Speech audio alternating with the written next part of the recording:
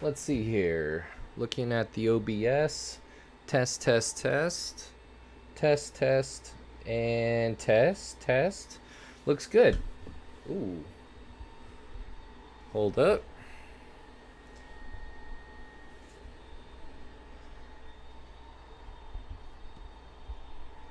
Let's see here.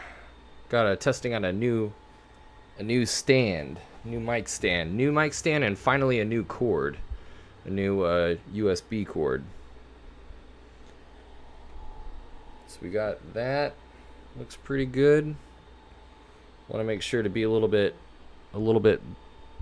better treatment of this cord, a little more cautious. Last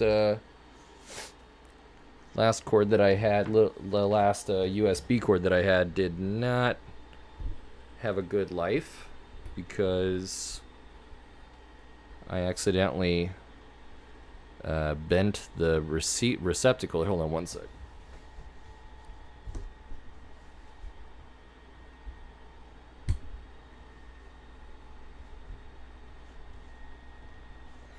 That's pretty nice. Got that going. All right, cool, man. I like this. I like this new. Oh, Zach, what up, dude? What's going on? Yeah, so I finally got this new arm. Not for myself, but for my microphone. Priorities are weird, right? But I got this new mic boom or arm, I guess. I don't know. It's probably the same thing, but I like it. I think it's pretty cool, man. It's pretty simple. It was like relatively inexpensive. You know, it like articulates in a lot of the same ways. Reward. Thank you for the follow.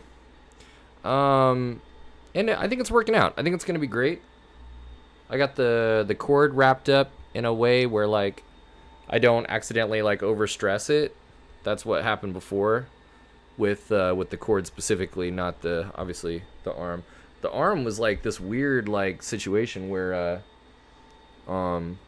yeah, one of the joints basically like the screw like stripped, I guess, or something, and it just, you know, I think it was one of the like a joint where like, you know, you would screw it tighter and it would like two things would sandwich against something and would like through friction would like prevent it from actually like springing back like into place. And so with that plus the counterweight like of the microphone itself like would keep the arm like in a normal like articulated position. But so I would like tighten it and then the mic would seat and like I would kind of pull it like back and forth and stuff, you know, like just like this, just articulating it. And that seemed to like loosen the main joint in the on the bottom. So I just kept retightening it and tightening it. I still don't really understand what the problem was, but apparently it wasn't loosening it was loosening in one respect, but in another respect it like wasn't. So basically as I kept tightening it, the screw was getting driven deeper and deeper into the joint and eventually just slipped off of the little handle thing that normally, you know, on the outside I'm like using to tighten it. It's got a grip on that screw. So as that screw's being driven more and more and more into the joint, that tab on the outside just like lost its grip of it, and I never got the screw. Then I went to go unscrew it to kind of like have it rejoin, and long story short, like it never was the same again, dude. And I'm thinking like, dude, this was like a $50 like blue, you know, Yeti brand freaking mic stand thing. And it just, I'm like, I've only been using it for like a month. Like, how is it that this thing just like crapped on me right now? So then I go on Amazon, find this like super sick $20 one that totally does the same exact job. And it's even better. It's even more reliable, probably, because it's just simpler. It's like spring loaded, and who cares? You know what I mean? I got the cord wrapped around it. It holds the mic. The mic's the business end of the whole deal anyways, so who cares? Point is, dude, is good evening, and to those other everybody else that that's watching, thank you for joining this stream this Twitch stream session. My name is Philip, and I'm a certified flight instructor down here in LA, and really having a fun time bringing aviation education to Twitch and providing ground instruction and simulator instruction to aspiring pilots and established pilots, or even people that are not interested in doing flight training, but just enjoy flight sim, and that they're able to take that education and get a little bit of a better appreciation for why they're doing what they're doing, and helping them have a better time, even a more fun time doing flight sim. And if that is, what I'm able to do, then even better. I can reach a lot more people. Hold on.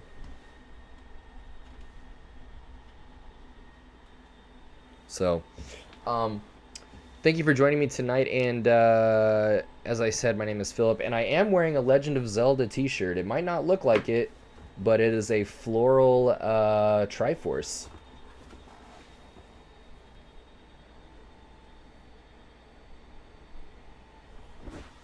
Beautiful, dude. One of my favorite shirts. I think I got this at Box Lunch, and phenomenal shirt. You know what I need to do is actually go back on the Box Lunch website, get me another Invader Zim t-shirt. That's what I'm missing out on right now. So thank you for joining me tonight, and it is Ground and Sim Wednesdays, Private Pilot, Ground and Sim Wednesdays, and Flight Skills Thursdays is tomorrow. Tonight we're going to be talking about the VOR. Using the VOR, I've got a PowerPoint that will go through VOR navigation from a ground instruction standpoint. It'll be a really good lecture. We'll work through some examples of how to use the VOR utilizing a VOR trainer app that I have on my tablet. I'll put that up on the screen. And Zach, by the way, how am I coming in? Am I coming in good audio? I just don't know. Like I don't know the distance or whatever. It should be same microphone. So I mean, I figured if this distance worked before, it should work. I just want to make sure that that vibration or whatever isn't weird with this mic. You could also like turn the gain up a little bit. Test. How's that? And finally, after the PowerPoint and the workshop, using the app to understand what a VOR is, how we use it for navigation, we'll hop in the sim, and VFR in visual conditions will utilize and put to practice the principles that we develop and touch on in our in this class. So awesome. So without further ado, let's get into it. Oh yeah. And before we get too far, so I did want to say not only that I really appreciate you, whether you're in here right now or you're watching this video later on. Appreciate you tuning in. All of this material is coming to you from materials that I've made myself through a lot of experience and like a lot of time and money that I've spent myself. So if you aren't a follower, definitely feel free to follow. But what I'd really appreciate in addition to that is any donation or subscription. You could subscribe to keep this channel going and show your appreciation that way too. That'd be pretty awesome, as I am like offering this at no cost to use. So just putting that information out there. Dragon, what's going on? So tonight, we're doing a VOR navigation.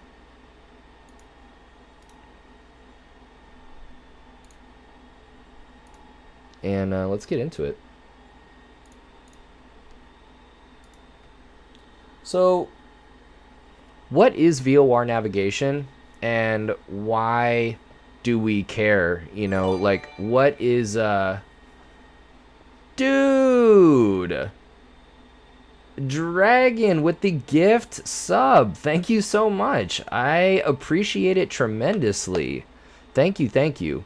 And I hope you're getting a lot out of this as well, and ultimately you guys, like, your support helps me in a lot of different ways. You coming in, engaging, it helps a lot. And as I said in my last stream, working on a Patreon right now to on what the tiers are actually going to be, to allow you to join in with a Zoom link, and the highest, the Patreon thing will actually be like taking a class, 2-3 times a week or whatever it is, and we'll meet up in the Zoom space in the classroom, and we'll be able to, have a face-to-face, and you can ask me questions like real time and stuff. Join the Discord if you haven't already. Subscribers can have a voice chat ability in the Discord, and worst case scenario, just leave a cute picture of your cute pet. So can't go wrong. Now, what is a VOR? Why do we care about it? How is it used? Like, why do we care about this? And I know this says the instrument rating and today's private pilot, but I mean, really, it doesn't really matter. The thing is that's different from a teaching VORs to an instrument student versus a private pilot student is, with the private pilot student, you just want to emphasize that the primary method of navigation is going to be pilotage. That of the 3 methods of navigation, pilotage is really number 1. And what pilotage is the method of navigation where we are looking outside and noticing characteristic terrain features, like easily recognizable, distinct terrain features, airports, freeway intersections, or weird bends in the freeway, maybe big reservoirs, or lighthouse, or whatever it is. These things that not only do we want to notice them outside, but what we want to do is correspond what it is that we see outside to some navigation chart, some aviation navigation chart, where we can see those things outside and say, yeah, look at the chart. Oh, there it is on the chart. Oh, that thing helps me understand where I am. I am 4 or 5 miles south of that. I can see that. Or, oh, that's interesting. That thing that I can see outside helps me. That's on the edge of some airspace.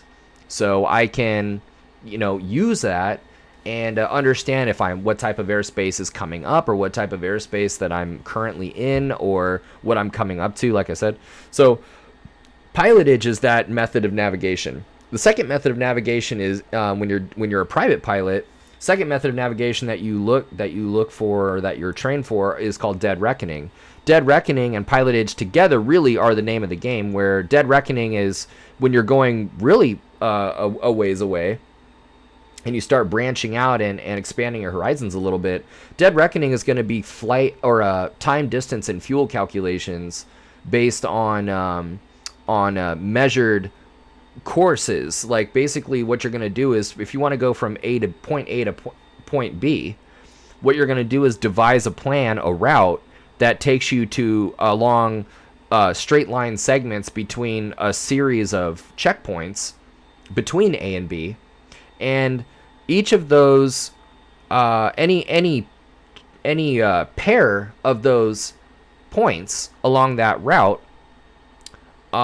form each pair of those points makes up a segment, a straight line. So it's a series of segments between points as you go from point A to point B, and each of those segments has a distance that, if you know your speed, you can determine how long you're going to be spending on that segment. And once you know how long you're going to be spending on that segment, you can say how much fuel you're going to consume. And what you're going to do is add up all of those distances, all those individual distances of all those segments, all of that time that you calculated, and all of that fuel, and then add on, some more fuel for your personal minimum, and say, yeah, that's how long it's going to take, that's how much distance I'm going to cover, and that's how much fuel I'm going to bring. These are my headings that I'm going to fly based on wind correction calculations. I'm doing, I'm climbing at this climb rate And so I'm going to end up at my cruise altitude at this point. So you want to pick a good pilotage point for that, you know. So pilotage and dead reckoning very much that those first and the second methods of navigation very, very intertwined. The third method of navigation is what we're talking about today, is electronic means of navigation, and that is when you're using either GPS or VOR navigation to get to either directly to get to where you're going, or as an indirect way of knowing where you're at. So like, for example, if as a means of getting to where you're going and actually using directly, you know, maybe we're on an airway, or you know, we're charting our own course away from a particular VOR station. What we're going to be doing is tuning into a discrete navigational a radio frequency on our navcom, and each VOR station is a physical place on the ground. It's a building. It's a little tiny building that radiates these lines of magnetic bearing in all directions. And what we can do in our airplane is tune into that building and tune into that frequency for all of these lines of magnetic bearing that are being radiated outward from the station. And we can not only tune into that facility, and there are facilities scattered all over the country, all over the ground. We can tune into that facility, and then using the VOR instrument, we can actually select a discrete line of magnetic bearing that we wish to intercept and track. Using this instrument right here, this is the VOR instrument, we can fly a heading that intercepts and then tracks that line of magnetic bearing. And with these lines of magnetic bearing to and from stations, between VOR stations, we can set up an intricate network of essentially highways in the sky where other airplanes can track these lines too, and we can have the FAA come in and designate certain lines specifically for these to be airways, because they meet, you know, assuming you're at some minimum altitude, they meet, you know, they're a good distance away from any mountains or any other obstacles along that route. So that's really cool. The big picture goal of the pilot, of the aspiring pilot or the private pilot, or really any pilot that's flying, you know, essentially below 10,000 feet, is to master an orchestration of the three methods, really. That's really what we're trying to do. It's not about any really one method, although I will say that as a private pilot, VOR and electronic navigation does come secondary or tertiary. You know, that is to back up what you've already done, what pilotage points you are looking outside. You know, it's to back up the spots that you use to, you know, that you're calculating in your dead reckoning. You can use VORs to help verify that you are where you think you are, you know. Or as the private pilot, and there's nothing wrong with tracking, you know, Airways as a private pilot either, you know. Sometimes it's all you got. So, but I did want to emphasize that it's not like you're going to chart fly an airway and then, you know, pilotage goes out the window, or it's an afterthought, right? We are looking outside. We are not focusing on, you know, our instrumentation, but we are utilizing all available resources for situational awareness. So that is where the VOR navigation comes in. For the instrument pilot, on the other hand, that's like one of the only things that you got, right? You can't see anything outside. So there is no pilotage when you're IFR. When you're in IMC, I should say. It's possible to be IFR in VMC, but, you know, generally speaking, we are concerned with radio navigation as a primary means, as an instrument pilot. But today we're private pilot. So we're going to be talking about it from the aspect of VOR basics. We're not talking about, you know, ILS and localizers, or you know, other approaches, or, you know, flying airways from an IFR clearance. We're not talking about that. We're really just gonna, when we're in the airplane, for example, we're gonna go out to the practice area, to from, you know, certain stations. Looking on the chart, where are these frequencies? What do we mean by the Morse code, to verify that the station is working? intercepting and tracking, and flying airways, looking at points on the ground. I'm actually really tempted to do this in Microsoft Flight Sim tonight because the scenery is so great. In fact, I think I might do that. And looking at things on the ground and utilizing VORs to verify that we are where we think we are. Tomorrow, Flight Skills Thursdays, we're going to be continuing the discussion of VOR navigation within the context of another method for VOR, using VORs that you're acquainted with as a private pilot, which is loss procedures. The proper way to actually get on loss, like if you lose where your bearings, and especially if you're in an area where pilotage, there's not a lot of pilotage to go off of, and you kind of lose your turn, you lose your heading or something, and you're not where you think you are. There's a way to utilize VORs for loss procedures and figuring out where you are, as well as utilizing them in the diversion process, which are two different processes. So loss procedures and diversions will be tomorrow in Flight Skills Thursday, primarily in the sim, whereas tonight is a bit of a hybrid. It's pretty significant ground. So Zach, how common is it to follow Victor Airways if you have GPS as a primary navigation tool? Well, common, very, very common. First of all, there are airways up there that are GPS specific. There are airways that you would follow that, assuming you have a IFR certified GPS, that you would do that, and you're going to see those in your instrument training as a blue airway with a or on a Victor airway with a minimum altitude that's in blue with a G at the end. So you can do that. Absolutely, it's possible to. It's very common to track Victor Airways with a GPS where you can load an airway. You can load an airway and capture those GPS points along that route. If you load an airway and that GPS is sequencing fix by fix by fix by fix, like what these points are along that airway. One of the things that you want to do is use your VOR navigation, your VOR to supplement have redundancy in the identification of these points. That if you're going to primarily navigate with GPS, and it's taking you point to point, and it's telling you have 3.2 miles to the next waypoint or whatever, but you look at your chart and you realize that this is an intersection of two radials. Not a bad idea as you're tracking the magenta line and you're tracking using GPS. Not a bad idea to use that VOR for a cross radial and make sure that needle is centered when that timer goes to 0, or that distance remaining goes to 0 on the GPS. So very, very common, to answer your question, and it's about utilizing them actually in concert with each other as a really experienced pilot. All right.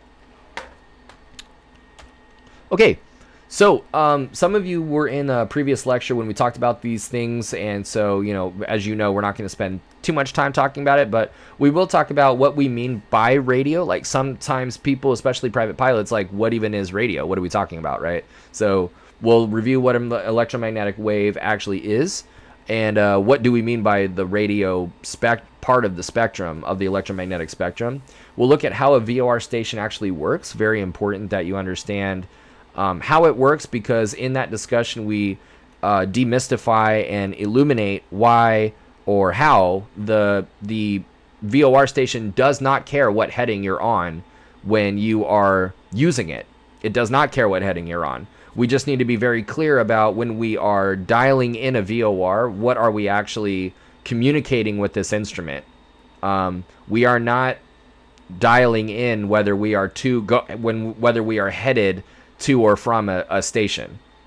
What we're going to find is that to use the VOR instrument, one of the things that we're communicating with when we select, like right up here, this selection here is 117.5 for that station. It looks like there's a selection of 060 in the top. So this person has rotated this knob right here to place that 060 in the top. What they're saying is hey, VOR instrument, if I was headed 060, where would I be with respect to that course? And that instrument says, oh, yeah, if you're headed 060, you're right on that line. You're on a direct course to the station, actually. And you go, oh, that's cool. That's awesome. Thank you, VOR instrument. So we want to make sure that we are clear on what we are communicating. And some other rules, for example, you want your selection and your heading to be relatively similar. And then actually using the VOR instrument. Now, don't mind these tail numbers right here, but what each of these airplanes are a different type of setup inside the cockpit for utilizing the VOR. These first three are different versions of what can be thought of as a glass panel and a digital panel. Some of them, 64 Yankee, for example, utilizes a GPS unit, like a Garmin a GTN 650. The Tectum and the Redbird is a G1000. So that is, how do we use the VOR in a G1000 setup, and then the typical analog setup will be covered as well. How do we navigate with the VOR? How do we track and factual what's going on? How do we... am I coming in too loud, by the way? I can turn that down. It's kind of... my OBS is showing that I'm in the red occasionally. Yeah, navigating with the VOR, tracking and intercepting. How do we bring in... how do we prioritize NAV1 versus NAV2? And how do we actually bring in a radio for how do we utilize cross radials to identify points? And then finally testing the VOR. We won't go through a lot of examples of these, because what I'm going to do after this is go into a workshop where we go into the Navigator app, and we play around with the VOR. Oh, a little loud. Okay, I'm going to turn that down. Test. How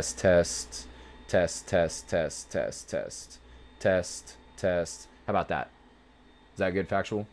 That looks like a little bit of a better, actually, that looks like a bit of a better level right there. Test. Testing the VOR will need to be discussed, because even though there's no requirement for VOR testing under visual flight rules, under IFR 91171, I believe, is the regulation. It's the IFR regulation that says that if you want to operate IFR and you're using a VOR instrument, the VOR needs to have been tested within certain tolerances within the last 30 days. So it is important, whether you're VFR or IFR, that you understand that you are able to test this thing, and that you can validate its accuracy, even if it's for yourself, even if you're not legally required to kind of, do it, like you still want to do it. All right. So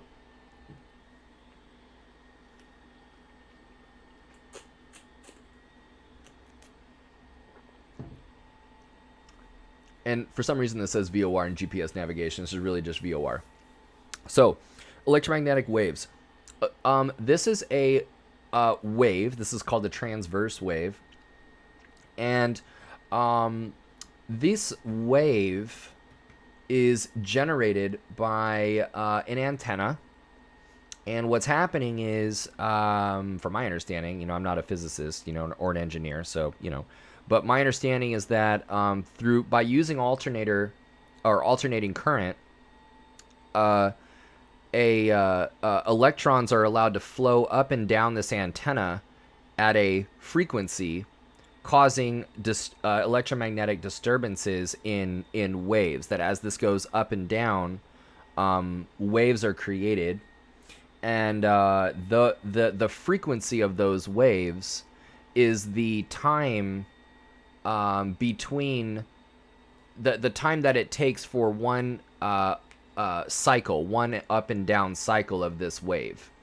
So one up and down cycle per second is is a reflection of frequency, and that is referred to as a hertz. So 1 hertz is one of those cycles per second. And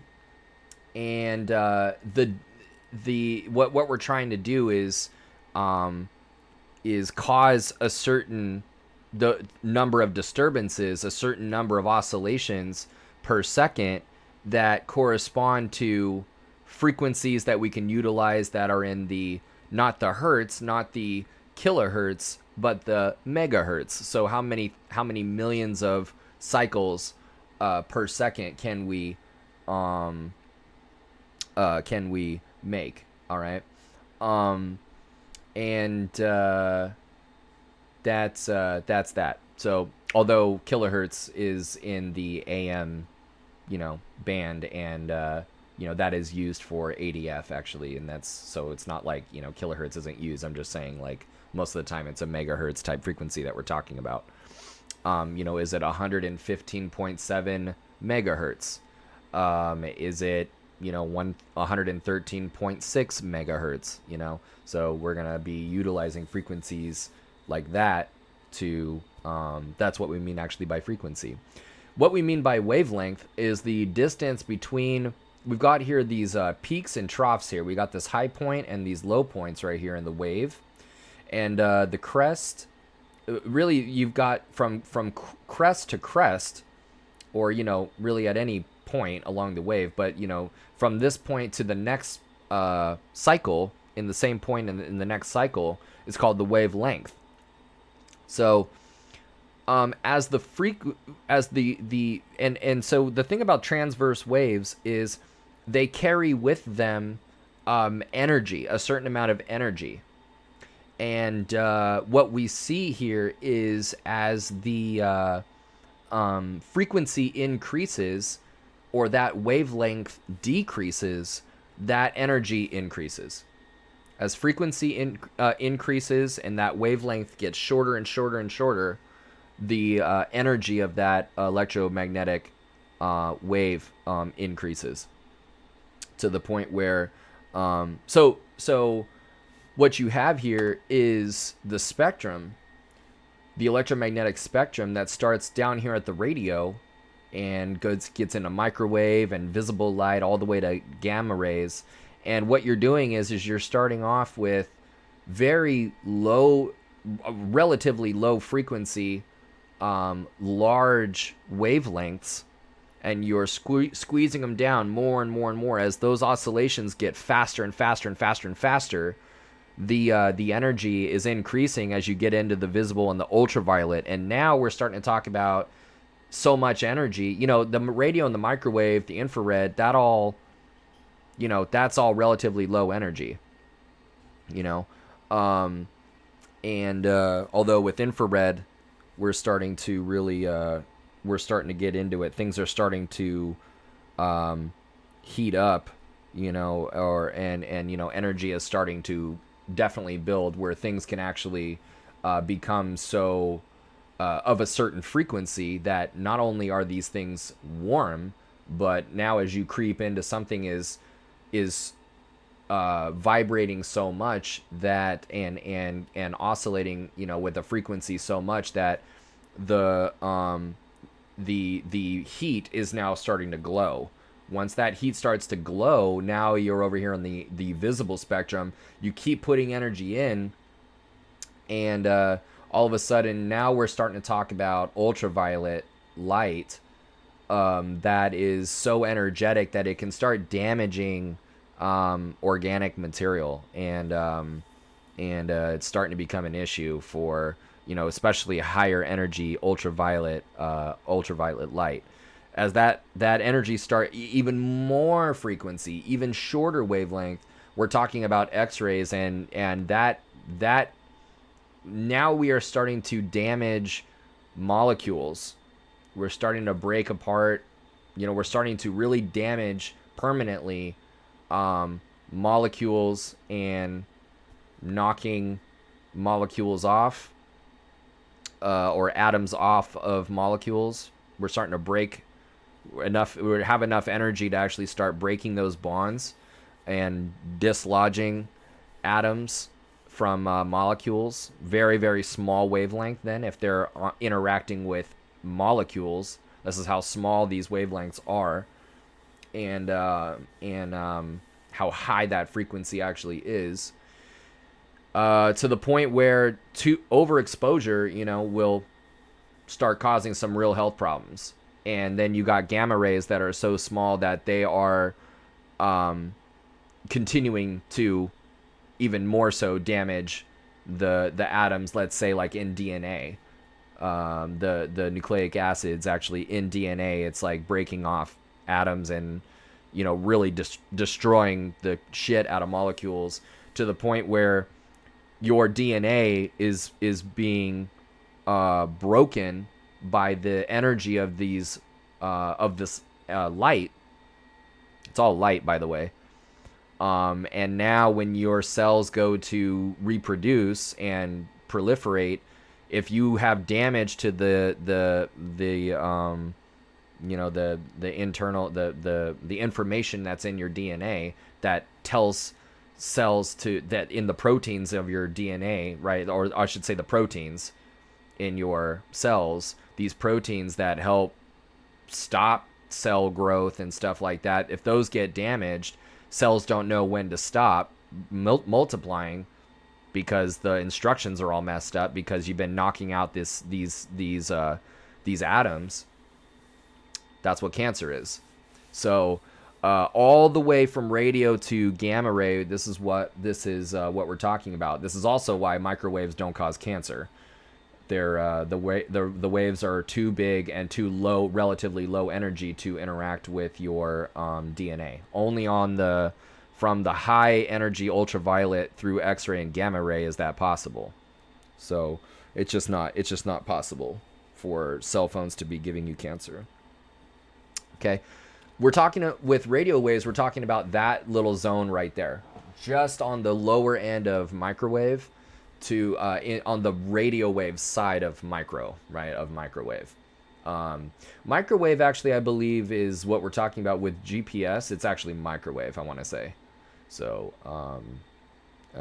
we also see some rare type of approaches, instrument approaches, in the IFR stuff, where I believe mostly military, where the MLS, not the ILS, but the MLS is being used. That's the microwave.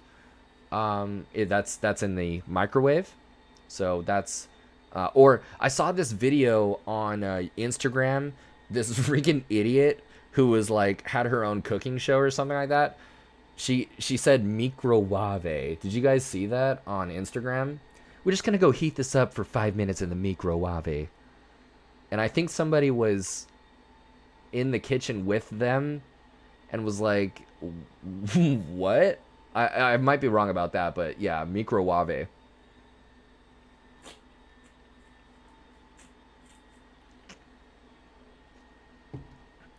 It's the kind of thing where I'm sure she's like a person that it's just easier to like let her go, versus like correct her and be like, it's microwave, and it's just not worth the drama, that would come from, don't you tell me how to, so that's what happens, dude. That's why you got to be open to people giving you constructive criticism, because now you look like an idiot. So anyway, all right, cool, man. So how a VOR, so that's radio waves. Like that's when the whole thing that we're talking about tonight is like how to actually utilize these. VOR stands for very high frequency omnidirectional range, and these are utilizing radio waves. So it's important to know, like, what do you mean by even radio waves? Okay, so that's why we cover that. So when we're talking about a station, first of all, this is like I think these buildings look kind of cute, actually. Like they're weird. I never knew what they were when I was growing up, and like my parents divorced, and like my mom moved down to San Diego, and my parents, it was very like amicable, and so like they would like work together to drive me, and my sister like back and forth. And when I was going down south, very frequently to my mom's, I was passing the Oceanside Witch Hat, dude. I was passing the Witch Hat off the freeway in Oceanside. Come to find out that it was not a Witch Hat. It was a VOR station.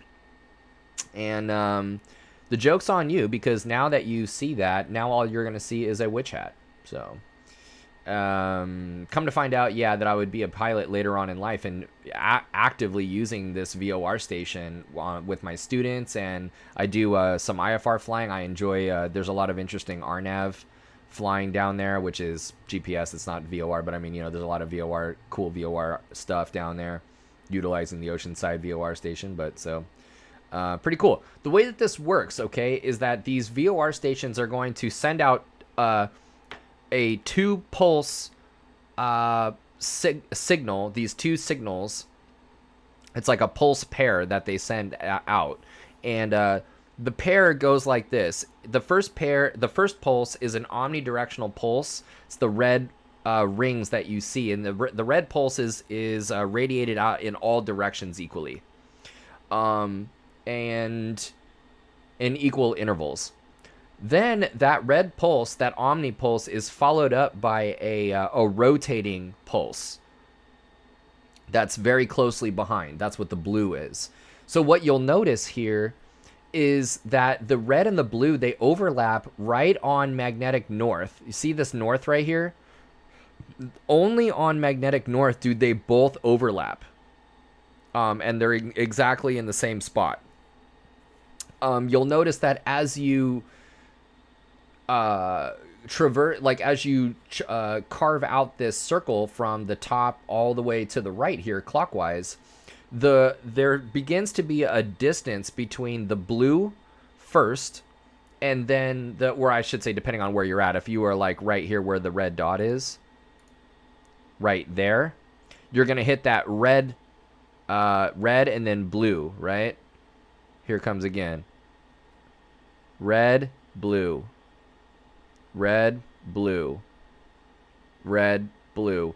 And so the timing, right, the wavelength between the red and the blue is reflective of where you are actually. That's what the VOR instrument does. Is it takes it measures the space between the phase.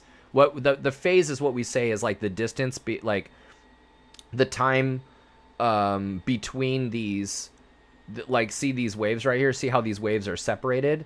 They're separated. That's the phase. What we're talking about is wave phase. The VOR measures phase and the spacing between those two different pulses. So that's pretty interesting. So what the instrument does is if you are where this red dot is and it goes red, blue, that's different from being right here where it goes red, blue, right? Right here it's right here it's red, blue, right? That's different than being right here and going blue, red, right? Really, really quick. Or right here, blue, red, right? So that is what the VOR is doing. You also notice something here too, that only on south magnetic headings are the spacing between those pulses the greatest, actually. So that's pretty interesting. This is why the station does not care what heading you're on, because you could literally just be this dot on any heading, and either way, no matter what direction you're pointed, you're still going to get red, like right here. You're still going to get red, blue, right? You're still going to get, the point is regardless of what direction you're headed, you're located right there, and your instrument is picking up the pulse pair with that frequency, and the or I should say the wavelength between those two pulses is characteristic of only of a discrete location with respect to the station. So, all right, okay.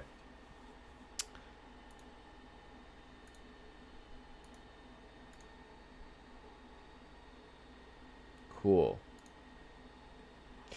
So the VOR instrument, what we're looking at here is it's a round dial in this representation of a VOR instrument. This is a round dial with a compass card on it, and this card has 360 degrees on it, north being 360, and then clockwise, just kind of like a heading indicator.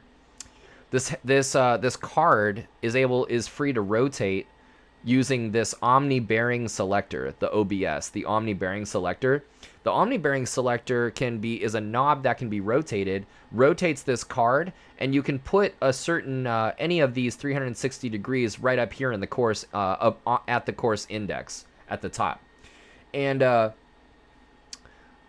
by doing that, what we'll do is we'll make this CDI needle, this course deviation indicator, this CDI needle, depending on what the selection actually is that we select using the OBS, that needle will start to move when we make a selection.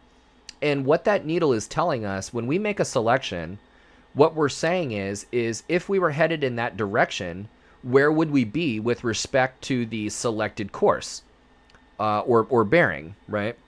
We'll go over like what this terms mean, but what we're saying right in this very example right here is, if we were headed north, where would we be with respect to the station, or with respect to the course, with the selected course, if we were headed north? The instrument comes back and it says, well, if you were headed north, you would be right on course. That CDI is right smack in the middle, and you're headed right to the station. That's pretty sweet. That's pretty good to know. So you got this needle that tells you where you are with respect to the selected course if you were headed in that direction. And then you got this to from flag right here. This is showing to, but the from would be like right here or maybe below the from, to from flag to tell you if you were headed in that direction, you would be, generally speaking, headed away from the station. Okay? Generally. And really, it's a little bit more than that. Like, we're going to build on that understanding. It's not exactly that, but for right now, it's essentially that. It is possible, like, where would there be a situation where you would see a to indication and you would not be headed to the station? What we're going to find is that the to from indication tells you less about you being headed to or from the station, and really it's about what side are you on. There's a line that divides you are on the to side or the from side of the appropriate selection. I'm going to show you what that means, but for now it's kind of complicated with this picture. We're just going to say to the station and from the station. So then there are a couple more things on this here. So we got the card that can rotate using the OBS. The card is allowing us to select a desired course, a desired line of magnetic bearing from a station that we tune into. We got a CDI needle that tells us if we were headed in that direction, where would we be with respect to the selected course. To from flag, and then the flags right here, the unreliable signal flag, showing if there's some malfunction of the instrument or some signal not being picked up. The nav is one flag. The glide slope would be another flag, but you don't see a glide slope on here, so you don't have a glide slope flag on there. And so that flag is on there to make sure to alert you to any misbehaving instruments, any misbehaving instrument. Finally, the last thing that I wanted to point out is these dots right here, to either side of the center right here. Each of these dots in VOR mode, when the frequency that you've dialed in is a VOR, that each of those dots represents 2 degrees of deviation from your desired course. So, what they tell you is, how they kind of give you an idea of how far off are you from the desired course. Are you a full scale deflection and your needle's pegged over here and you're like, you just need to go over there more, or are you kind of on this first dot right here and you're like, you know what, you're almost there, just angle your plane a little bit more to the left, a little bit left of the desired course, to kind of intercept that line, you know? Maybe you want to double this or triple this, if you're 2 degrees off, maybe you want to fly like, 5 or 10 degrees. It depends on what type of operation you're doing, and it actually depends on how far you are. Honestly, like even with a slight deviation, like a 1 or a 2 dot, I might fly like a 45-degree intercept, bring that needle in nice and centered, and then just roll out on my desired heading, So that's what those dots are for. They're to give you an idea of how far away or are you, how off from your desired course.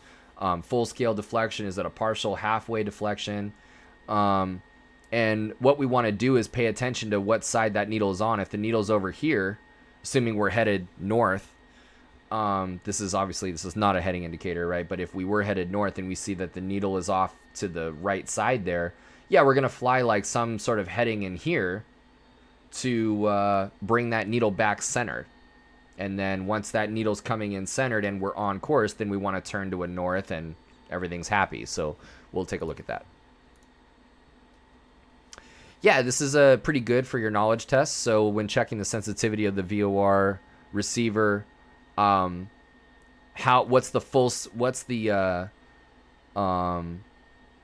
the OBS is rotated to move the CDI from center to the last dot on either side, 10 to 12 degrees, there you go.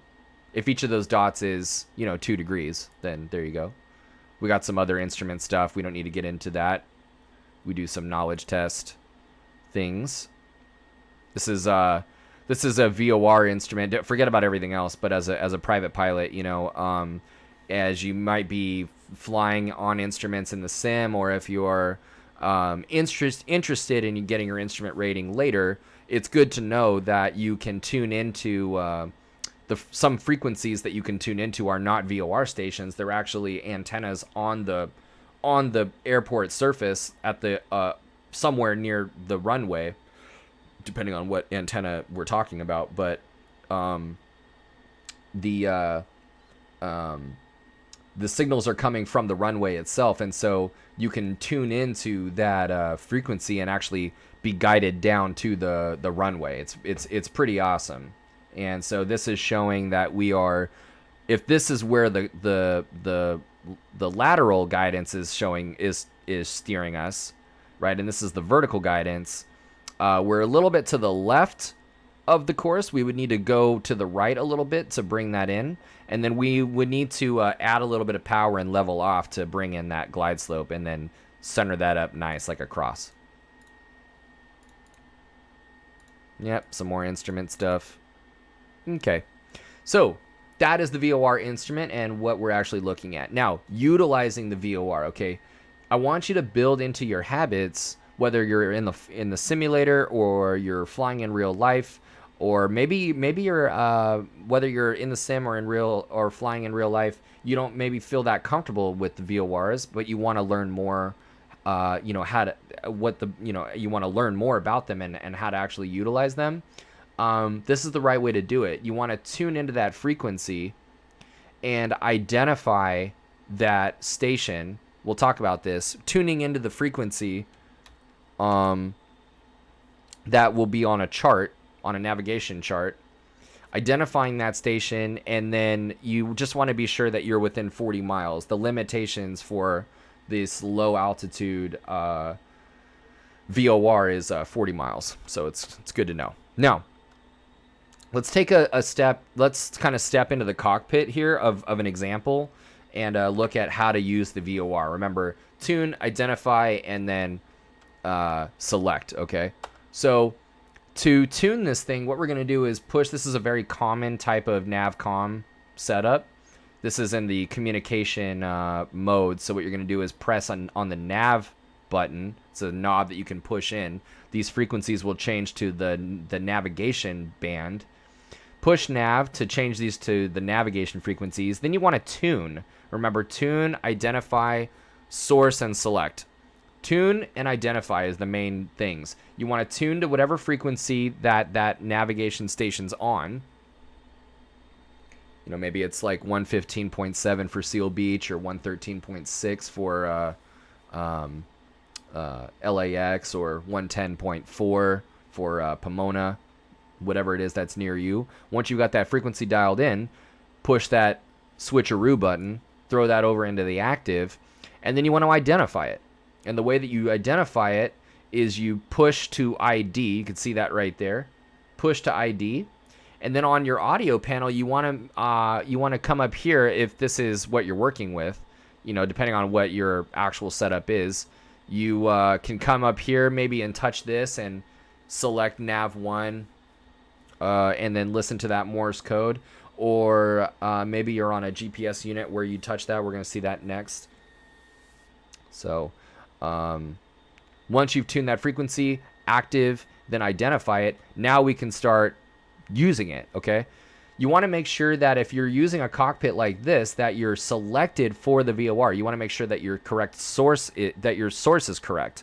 Right now, your source is not correct. This is the GPS is what's being sourced. It's the internal, the G3X Touch is what we're looking at here, and that has an internal GPS. So, you know, you want to switch that source. And the way that you're going to do that is on this is you literally with your finger touch the HSI. It's going to bring up a menu on this split screen right here. Switch the source to the VOR, and then now you're ready to select the course. You can turn that knob, and what that's going to do is rotate that around in much in the way that the CDI is, or the OBS is able to select a different course on the instrument that we were just talking about. So you've tuned it, you have identified it, you make sure that it's a VOR is the correct source, and then you select the course. All right. So see, this pilot is being identified as on the 105 radial.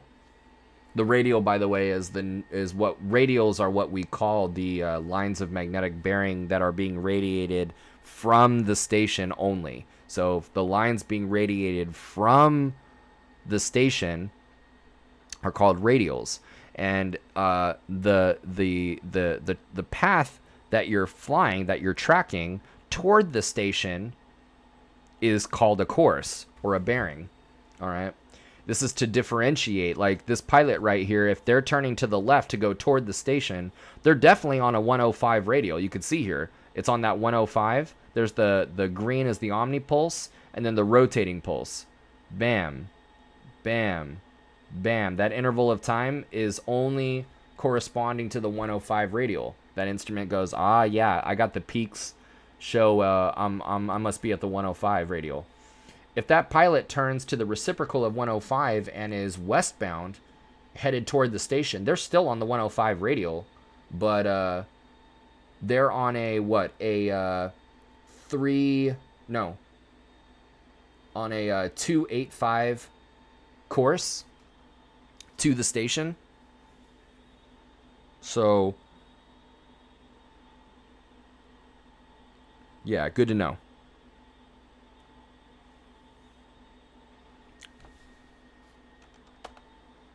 Now, looking at a different type of cockpit setup over here, we have a GPS unit actually involved now. Not only do we have the glass panel, the G3X Touch, but we have the GTN 650 involved. This is an IFR certified GPS. Last I checked, this is not IFR certified. So it's a great tool, but yeah. This, on the other hand, is super gnarly. What we're going to do, similar to the previous example, we're going to push right there for nav. That's going to change these frequencies from COM to nav. Input those frequencies by twisting big knob, small knob, big number, small number, to the correct VOR frequency. Make sure to identify it. We're going to, in this case, it's a different type of setup where we can pull that mic up on the split screen and select nav 1 or nav 2 or whatever it is that we're doing. This would be nav 1 most likely, and we can listen to the Morse code. We know identify what, like what is it that we're identifying? What Morse code are you talking about? Let me see here.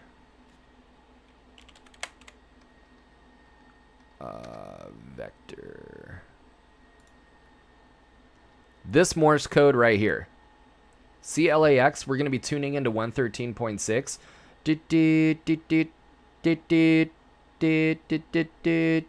Right?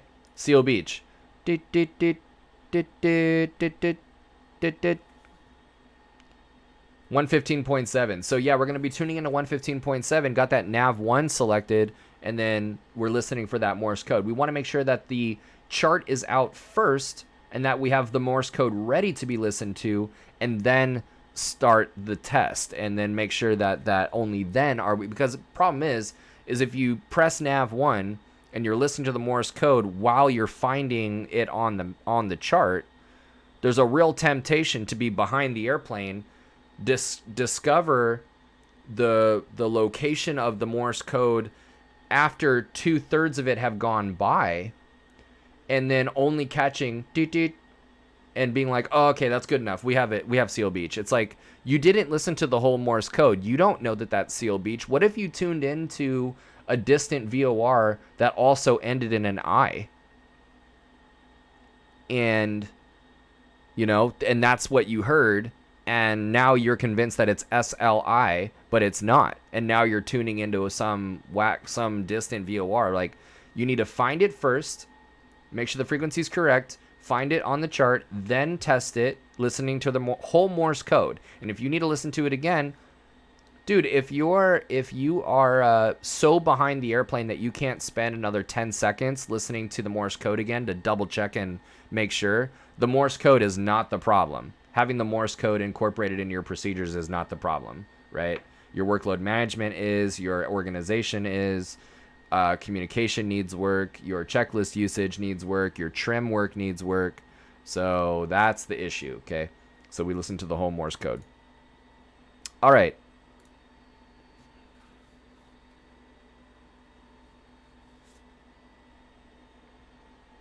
Yeah, Proto, does that speak to... first of all, thank you for that vulnerability. And listen, we've all messed up on it. I'm speaking from experience when I say that we cannot be doing that. I'm speaking to my own previous self that has been behind. Hey, listen, especially, look, I'm an amputee, man. You know, with my arm, my left arm is totally gone. And I started my flight training after I amputated my arm. I learned to fly on instruments without my prosthesis at all. And so until I really learned how to trim the hell out of that airplane, I was behind all the time. And so this is why for my students, when I'm instructing, like, trim is super important. But I've been there. You know, I've been there. I know what it's like, and I know what it feels like to drown. You know, you're drowning in the workload. So it's all good, man. It's all good. I'm glad that spoke to you. So we've tuned in, we've identified it, and we now want to make sure that with the selection, you wish you had trim? What are you flying that doesn't have trim? That's weird. I've never seen an airplane that isn't able to be trimmed. Oh, shit. Helicopters. That's so weird, though. Like, helicopters, I would have thought for sure that they have a version of trim. Whether it's, like, tension on the it's like gimbals, I think, right? Or whatever you call them. Like, the things that are manipulating the pitch of the rotors. They do in a million... Oh, no way. Are you serious? That's crazy. So, like, the R-22s, you're in, like, a 22 or a 44 or something like that. They don't have... they don't have no trim, though. Is that right?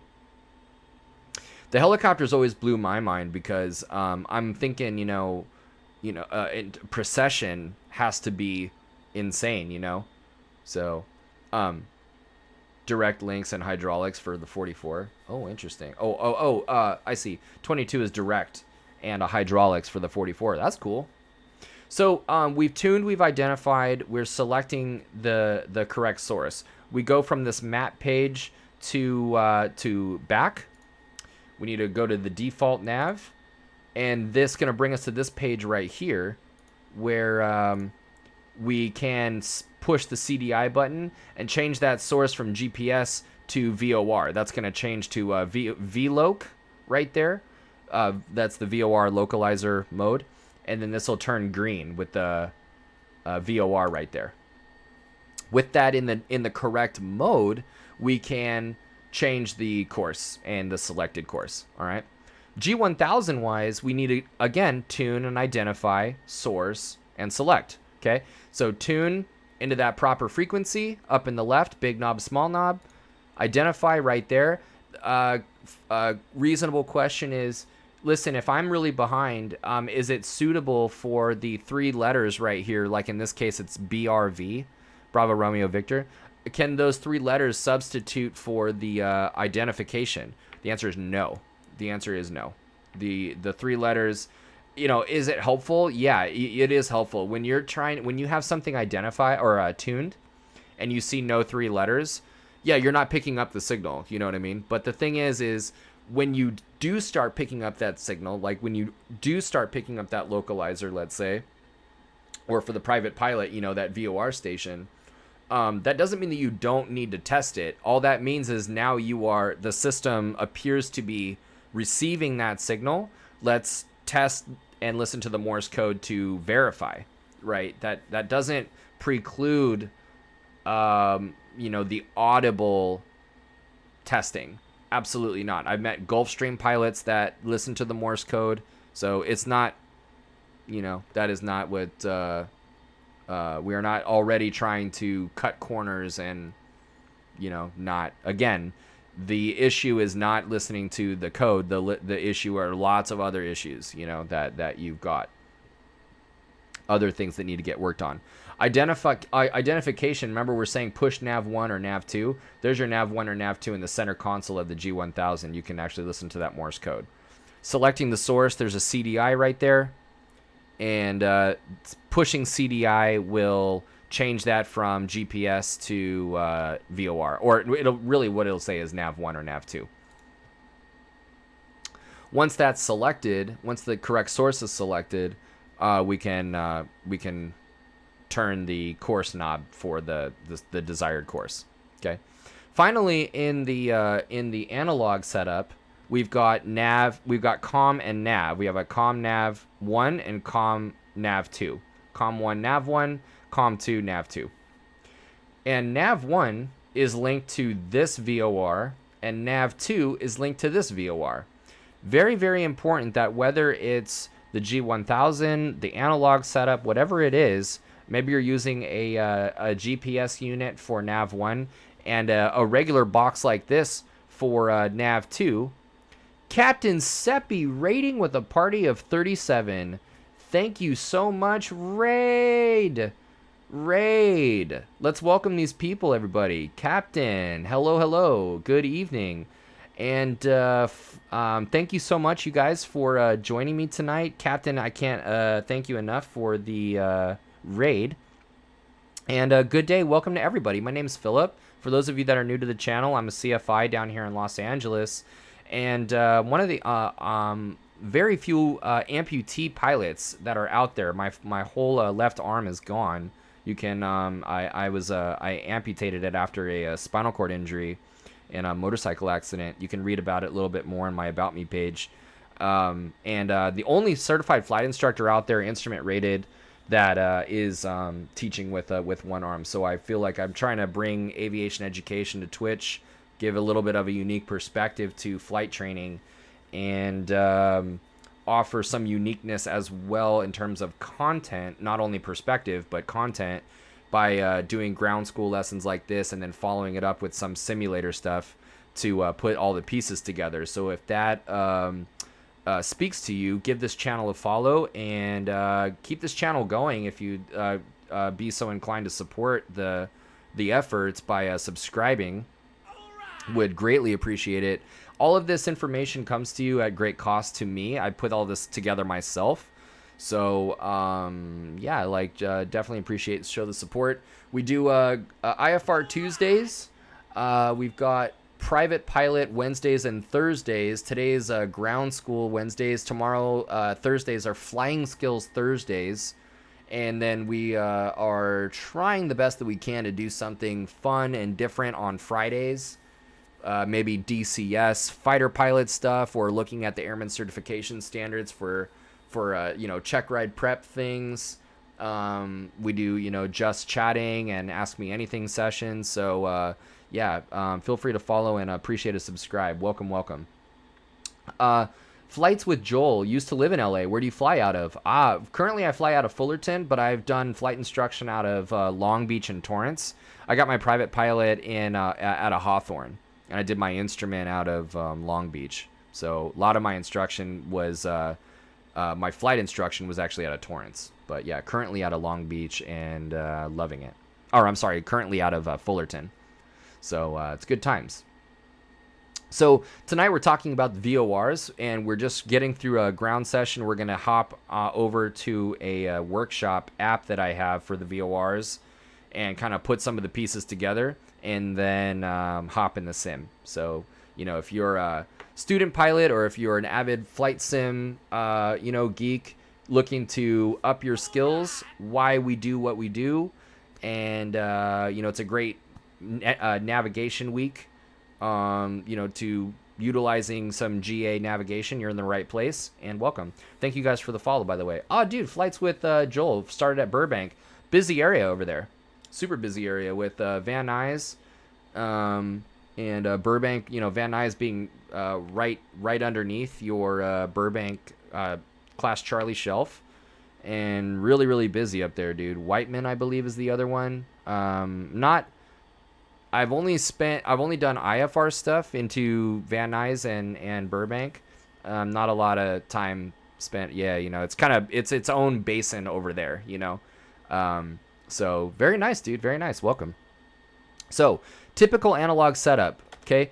First thing we're going to do, again, we're building our habits. What is proper VOR habits? We are tuning using big knob, small knob, big number, small number. There's the standby right there. Big knob, small knob. Tune into that frequency that we're going to find on the chart, and switch that over into the active. Press nav 1 to listen to that identification. Make sure that you are ready to identify it, in the sense that you may need to pull, in this case, not push, but pull the volume knob for identification. So you might need to enable a the identification function, so make sure that you do that. Captain, you said, very cool. I just did a VOR only flight from Anchorage across the mountains to non-lighted no VOR airport on a radial from an airport 9 nautical miles to the north. Had 2 missed, 190 nautical miles. Had 2 missed, but made the visual on the 3rd. Full IMC. Good stuff. Great job. Great job, dude. That's awesome. Very, very cool. Yeah, personally, I really like teaching VORs. I had a hard time with them. They're so pivotal to the instrument rating. We're focusing on the private pilot tonight and tomorrow. But, for IFR Tuesdays, VOR navigation, I love how crucial it is. I love how, especially in a setup like this, an analog setup, working on VOR navigation really helps with the positional awareness. That there's a mental picture that you start to build as you build that proficiency with the VOR instruments, versus anybody can program a GPS and look at a picture, like a moving map picture, and so anyway, tune, identify, and then select the desired course. We said in the beginning of this lecture that the OBS, the omni-bearing selector knob, rotates this card around and selects. There's a desired selection that you're able to tune into. What you're doing when you're rotating that card around, remember, is you're saying, VOR instrument, if I was headed in that direction, in that particular direction, where would I be with respect to the selected course?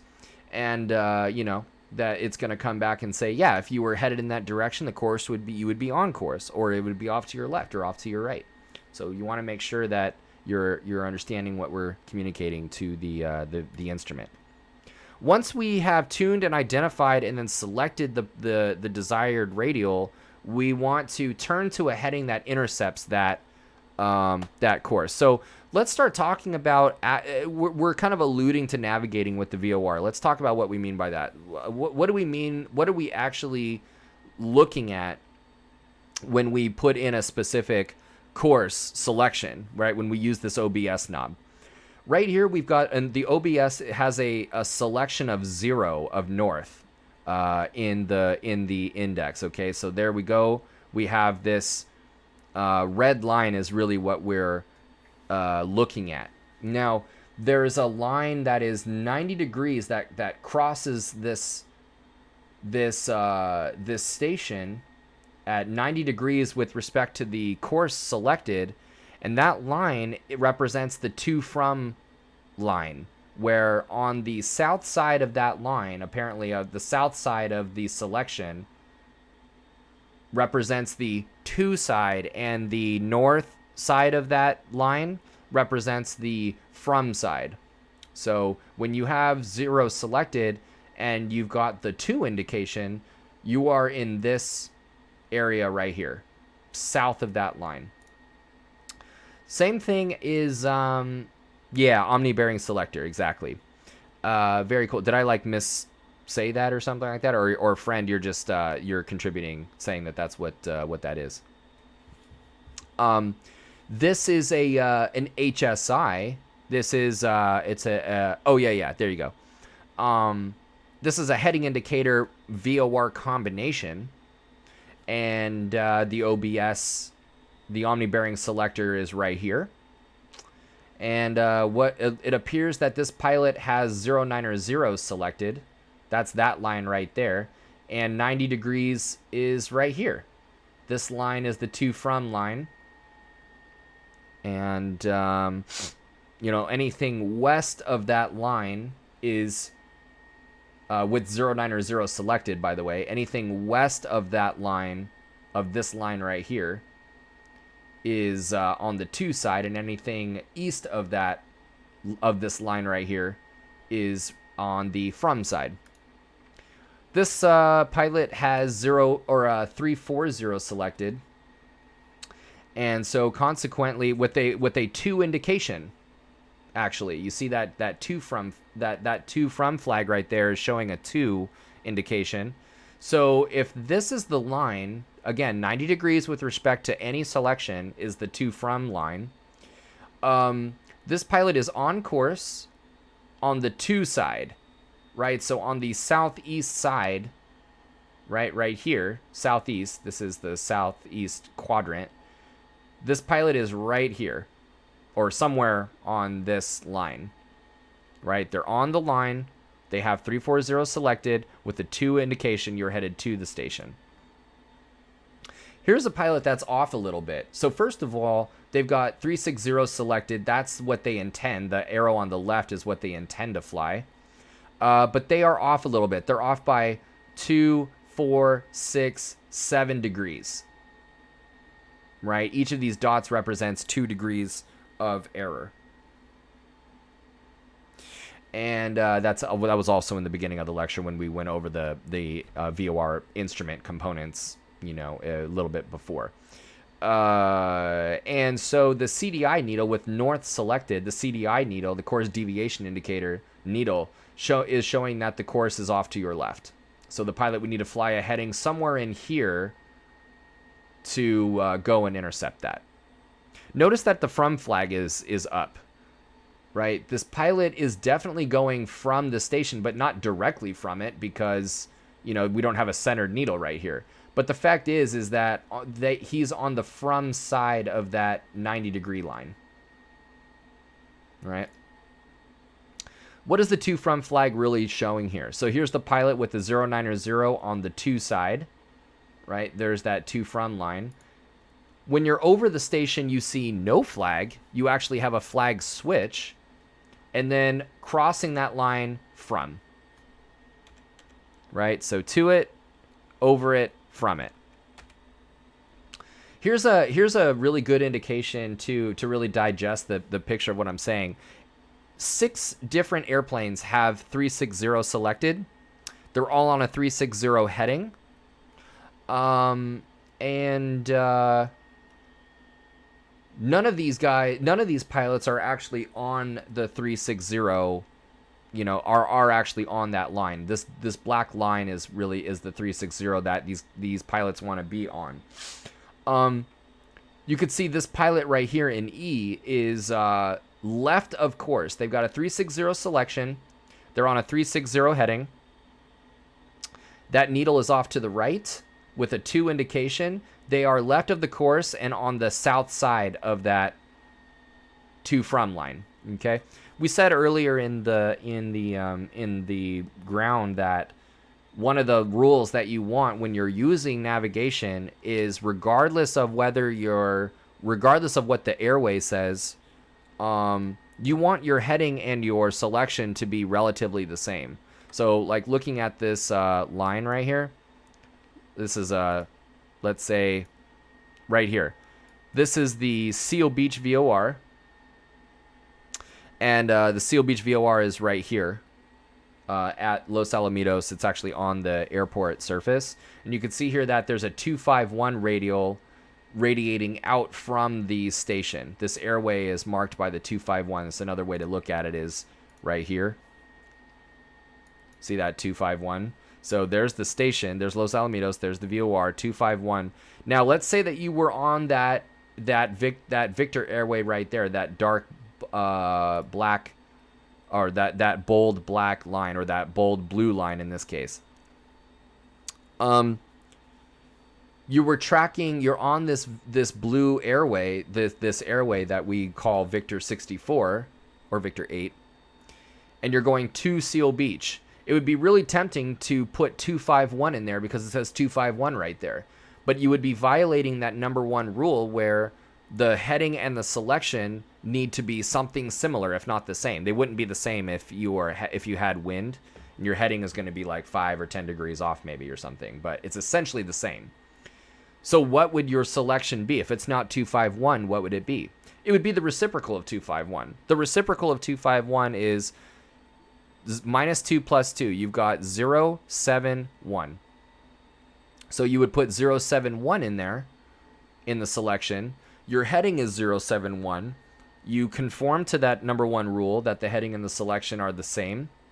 And you are now getting correct indications on which side of the course you're on. Okay? Even though the airway says 251, you are going to the station. If you were headed away from the station and your heading was 251, yeah, then put 251 as your selection. We're going to look at that in the airplane. Now, intercepting a desired course. We've got a heading of 360 and the selection of 360. It conforms to the rule that we want the heading and the selection to be the same. And the course is therefore, it's off to the right, and that is a correct indication. We also have a 2 indication, which means that we're south of that dotted line right there. So what we're going to do is we're going to turn to a heading that's somewhere on this side, somewhere in there. And in the case of a 45-degree intercept angle, we would, in this case, turn to a 045 heading.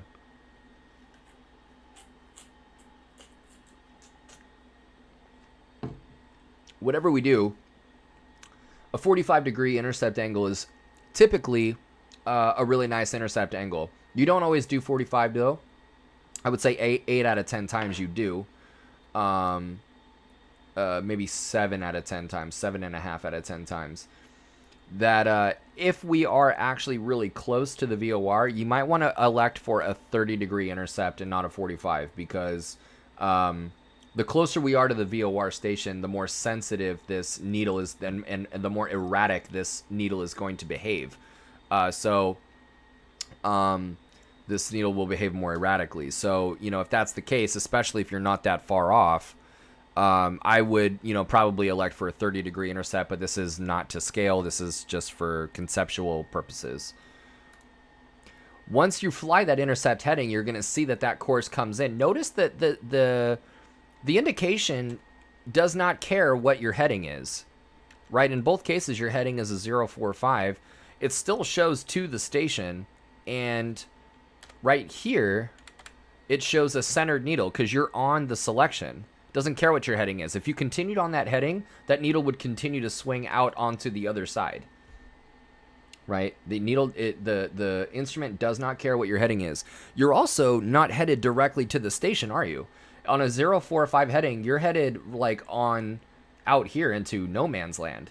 But remember, the instrument is not telling you whether you're to or from the state. Remember, I was telling you in the beginning, it's kind of a complicated thing with the graphic that we were using because you couldn't really see this at work. Now it is quite clear that, of course, it's saying that you are to the station because you are on the to side of the to from flag, or of the to from line, right? This is the to line. This is the from line for this particular selection. So now that you got that CDI centered, turn to that heading and bam, your heading and the selection are the same. The needle is centered. We've got a to indication. We have yet to cross it. Now, sometimes we have wind, and so the heading will not be exactly the same. The heading in this case is 10 degrees off. But I will say this, that with a heading, first of all, your heading and your selection are essentially the same. Secondly, with a 10-degree heading difference, that needle will remain the same, or whatever heading difference you need. If it's 5 degrees or whatever, if it's 7 or 15.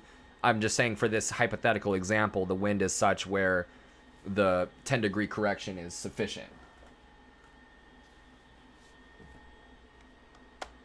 Okay. Not only can this is about intercepting, right? Here's an intercept and tracking, right? And we're gonna go continue to track. We can intercept, we can track, we can also utilize VORs to pinpoint our location, and in a lot of different ways. You know, we're gonna be discussing loss procedures, diversion procedures, utilizing VORs tomorrow in Flighting Skills Thursday. But for right now, we can pinpoint our location over a particular intersection. In the case of this example, the aircraft is in over here. It has a 090. First of all, for your notes, like VOR1 we use for tracking and intercepting purposes, primary means of navigation. And that second VOR we utilize for what's called position fixing, or cross radials. This is a cross radial that we're tuning into from a distant secondary VOR station. So that's VOR1, VOR2. VOR1 will remain centered as long as we're tracking along it, right? We have 090 selected. We have a heading of 090. There's no wind apparently, and everything's great. Now, what we're interested in is making sure that we have not passed this point right here. We look on the navigation chart and we see that in this hypothetical example, it looks like the 150 radial from VOR number 2 will give us that point. How do you know what radials correspond to what intersections? Well, first of all, it's not as plain on a VFR chart, but if you look closely, you will actually see some of these intersections, much less than on an IFR chart, but you will still occasionally see some intersections. For example, Aheim right there in the middle, right there. I don't know if you could, it might be hard to see the arrow. Aheim is the intersection between the 058 radial from Seal Beach and the 187 radial in the top there from Pomona. Looking at a VOR or an IFR chart, we kind of see this more readily, where this is the Pomona VOR 110.4. This is the Seal Beach 115.7. Aheim is what we were talking about, the 058 radial and the 187 radial, right? We've got something a little bit more easily recognizable. We've got Hemet, right? Hemet is the intersection of the Seal Beach, what is that? 080 radial and the Julian 321 radial. All right. We've got bands right here. We've got bands. Bands is the intersection of a lot of different things.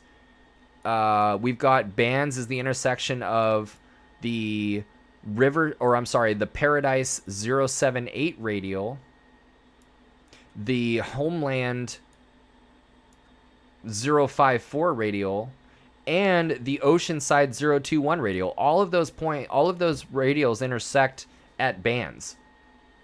And when you're taking the IFR class, I have a video already on my YouTube where we did IFR en route procedures and symbols. We discussed this, but what all these different symbols mean. But right here, we're actually on the TAC chart. So there's bands actually right there. Boom, bands. Right, so you got the Paradise 078 and the Homeland 054. So these intersections, it's good to use these intersections. Now, practically speaking, this intersection might not be an intersection of two radials, but that point might, for the private pilot, it might be a pilotage point. We talked in the beginning of this lecture about the 3 methods of navigation: pilotage, dead reckoning, and then last on the priority list is electronic means of navigation, which are VOR and GPS. We may have a good pilotage spot that we want to double up or triple up on our positional and situational awareness, and utilizing VORs to identify a certain spot. So, like, for example, if we're going from Santa Monica and we're going to Camarillo, okay, direct along that line right there, and we have this pilotage spot right here, which maybe this right here is a beam Malibu Beach, right? We're gonna have Malibu Beach off to our left wingtip. Maybe we're coming right up to a mountain peak right here. It'd be really good to utilize a distant VOR as a cross radial to identify where that is, because it'd be good to know, because shortly after that, we're outside of the Bravos. So what I'm gonna do is utilize Van Nuys VOR and say, you notice this this ring around the Van Nuys VOR with these numbers: 33, 32, 31, 30, 29, 28, 27, 24, right? This compass rose is centered around a VOR. And so we can read off what radial from that VOR helps mark that point, that desired point right there. There's a straight line. There's the VOR right there. There's the point. It looks like the 209, we call it 210. The 210 radial from Van Nuys as a cross radial helps us identify this point. Just like the Van Nuys 220 cross radial helps us identify the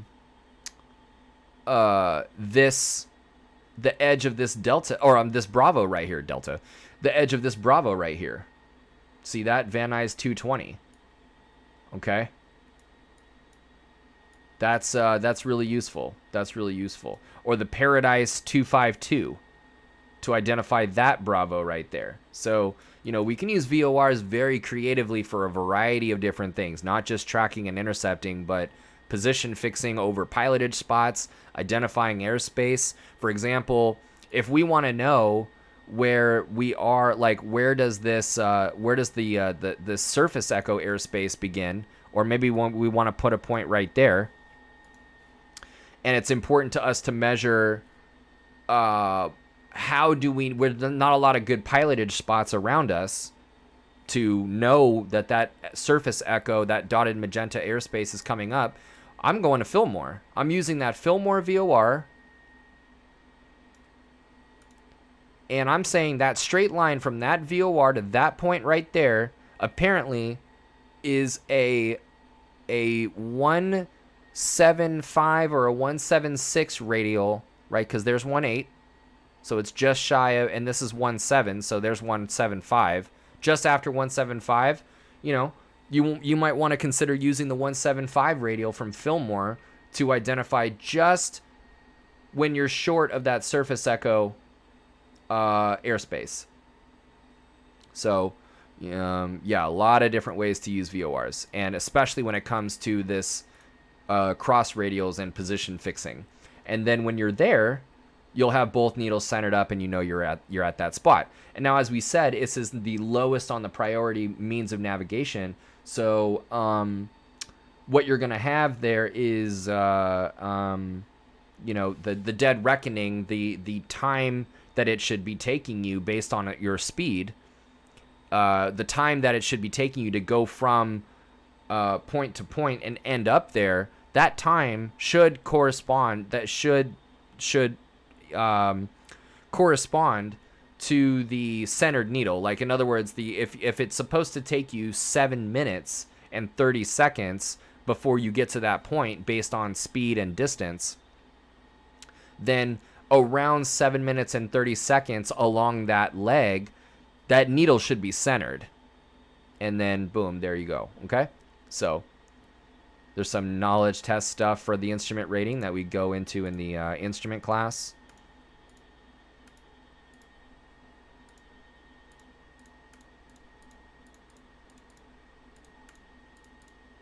Okay, this is the final thing with the lecture, and then we're gonna hop into the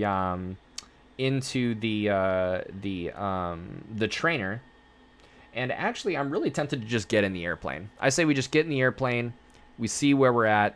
It's gonna be really nice. I have For Flight that I'm gonna throw up on the screen, and I think it's gonna be good. Or maybe we should spend like 10 minutes in the trainer. I think we will do that, actually. But in any event, so testing the VOR. This green book is a publication that you get familiar with in flight training, and really, really useful for even if you're in the flight sim and you want to try and like mock up some of the procedures. It's interesting to read about these airports and what their services are. And it's a directory. It's a directory of all the different airports in a given region. This is my region right here, the Southwest U.S. This is the Southwest. I guess it's the SW or whatever. So there are different means of testing the VOR. And what you can do is go to the table of contents, go down to the VOR receiver and checklist or checkpoints facilities portion. It's down near the bottom of the table of contents. And you're going to look up your state and the airport that you're at. And if your airport allows a VOR testing signal, a VOT signal, it will show it. This is a list of airports in my area, or in California at least, and a lot of them in Southern California, where the VOT can be done. And the way that VOT is done and the way that VOR is tested, it's required by regulation, if you are IFR, that this VOR be tested within limits and to have been shown to operate within certain limitations before you file IFR. Or utilize it for IFR operation. So, but VFR operation, you're not required to do this. Or if you're in the simulator, obviously. But, what I noticed is in the sim, in some sims, they actually do simulate this test. So it's good to know. You're going to be finding, like, if I was down here in Torrance, what I'm going to do is on the ground, really anywhere on the airport surface, apparently there are no remarks that specify where it needs to be done. Sometimes it does. Torrance at 113.9, I'm going to, anywhere on the airport surface, I'm probably going to do it in the run-up. I'm going to dial in a 360 selection. I should get a centered needle with a from indication. And I'll dial in 180. I should get a centered needle with a to indication. And how that works is the test signal is a separate frequency that sends out 360-degree radials in all directions. That the pulse pair that we talked about early in this lecture about how a VOR station actually works, the pulse pair is actually overlapped on each other in all directions. And so as far as the instrument knows, remember the VOR instrument is in the business of taking the wavelength, the phase between those pulses, and saying, okay, based on the distance, the wavelength between the two phases, the phase between those two waves, you must be on the 360 radial or the 190 radial or whatever it is. So only magnetic north of the station are those pairs overlapped. So when this VOT signal is sending it those overlapped peaks in all directions, anybody tuning in to that VOR, regardless of where you are with respect to the station, all the instrument knows is that when it received both of those peaks, they were overlapping, and therefore you must be on the 360 radial, regardless of where you're at. So that's kind of cool. Plus or minus 4 degrees. The VOT is not the only way to test the VOR. You might be given a receiver checkpoint option, depending on what airport you're at, in which case you are using the actual VOR frequency in the area. You know, Compton is using the LAX VOR. It is an airborne check done at 1,000 feet on the 091 radial. You should be showing a DME of 10 miles away from the Seal Beach or from the LAX station, and it's to be done over the approach end of the runway of 25 left at 1,000 feet. So good to know. Ground and airborne tests, or I should say ground and dual tests, need to be conducted within 4 degrees. Well, ground is done plus or minus 4 degrees of error. And the dual test, both VORs tested against each other need to be within 4 degrees of each other. And the airborne check needs to be done within 6. So let's see, how actually long is this video? 15 minutes? Nah. It's a really cool video that I did make myself. This is an example of why, you know, subs are really appreciated, because I spend a lot of time, you know, in the simulator filming these things, these instructional videos for my students, and you know, walking you through the whole process, and you know, going through everything, where you actually go, chart supplement, go down to the table of contents for the VOR receiver check. Also walking you through the where to look, how to actually scan as we transition from the takeoff to the IMC, and now, you know, we are totally any second now in IMC, and the visibility will be gone. Actually, I think I said okay, but then it's like really, really helpful, which is what I'm going to do right now, is showing you like where everything is at. So let's go ahead and hop into, I think I will do the app.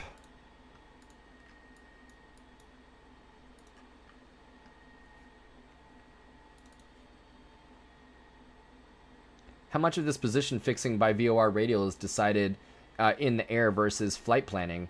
Is it common to pre-enter a VOR that you are orbiting as a reference VOR as needed in the second VOR? I'm going to read that again. Referring to a map is required as you have shown. So let's break down this question here, because it's a really good question from what I can tell. So how much of the position fixing by VOR radials is decided in the air versus flight planning? It is, I would say, both 50-50, because in terms of actually anticipating intersections and like points along a course, you know, when you're a private pilot, you're charting your own course a lot of the time. You know, you're not, you know, necessarily following Airways. So, you know, a lot of that is done flight planning, in the flight planning phase, because what you're doing is you're charting a course that's based on pilotage spots, and then you're determining what those cross radials are for your custom route, you know, that you're sort of charting on your own. You may be flying Airways, you might be planning two intersections on purpose, and yeah, so not as crucial, you know, for the VFR, but when you're IFR, I would say it's more 50-50 instead of flight planning, because the airway will be known, And what you're going to be doing is planning for that airway that you're going to be planning. That route is a prescribed route. They're telling you how you're going to get there. You know, there are prescribed routes to and from airports a lot of the time. So if you know what airway you're going to end up on when you're IFR, then most of the time it's actually in the air that you are just keeping up with those intersections as you're going along. Like, for example, you know, or in the previous example, it was more of a flight planning concern that we wanted to fly from Santa Monica to Camarillo direct. And, oh, you know what? I'm going to do this and this. That was our choice. And so from a flight planning standpoint, we wanted to make sure that we were on top of the pilotage spot, using the cross radials, whether it be from Van Nuys for the first point or Fillmore from the second point.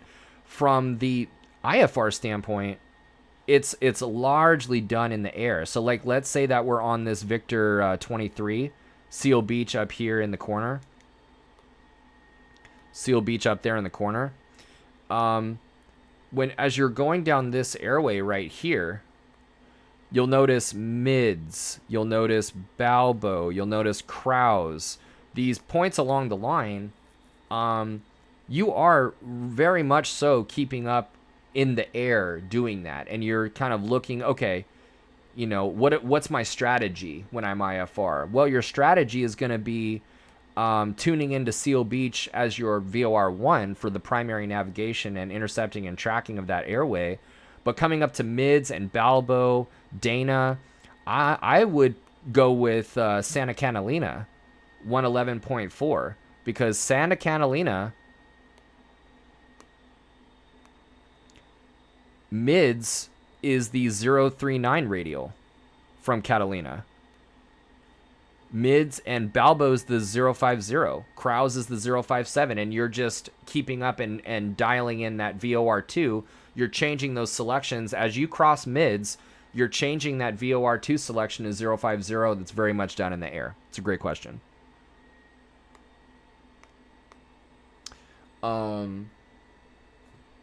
Okay. Let's go back. This is private pilot stuff. And then let's get into the trainer. No problem, friend. Okay. So here's a great example, just looking at the VORs only, and the what the relation is between the VORs and the heading, and how do we actually intercept a VOR. So remember, VOR1 and VOR2 are used for distinct purposes. This VOR1 and 2, VOR1 is used for intercepting and tracking, and VOR2 is used for cross radials. So let's set something up here. This airplane is right here. Notice as we rotate that VOR1, you see that gray line is that to from switch, that to from line. So that's helpful. That's helpful. Okay. Let's say that we want to track a 330 course. Really, it's the 330 radial, actually. And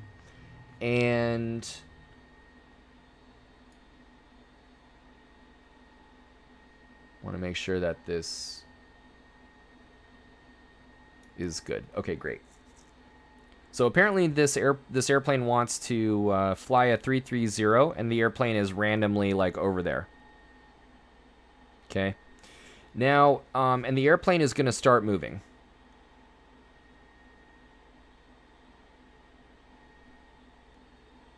So the question is if this airplane wants to intercept that 330 radial, how do you know it's a 330 radial? Because we have 330 selected in nav1. Okay, we'll notice that there's the from flag is switched, is showing, because we are on that side of the gray line. And the CDI needle is showing a right deflection. Okay, so what kind of heading does this pilot need to fly to intercept that that magenta, that purple line, let's say at a 45-degree angle? Well, according to the VOR, looking at the top left VOR, the 45-degree position, the heading that's shown in the 45-degree position is something like a 020 or a 030, 020, something like that.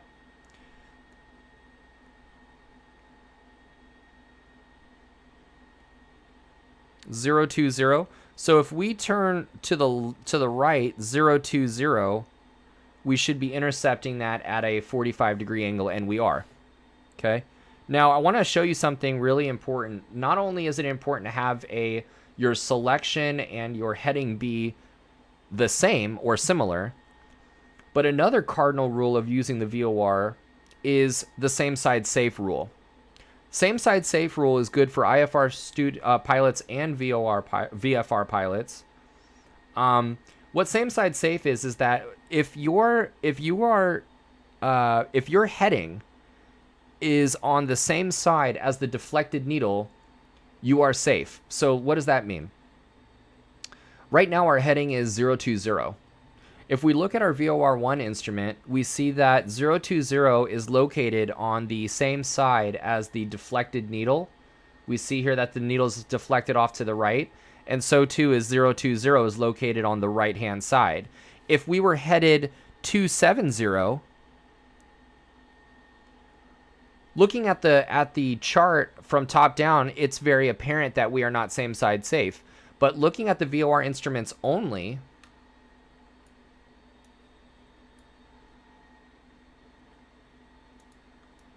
the question is, are we same side safe? Well, what was the same side safe rule again?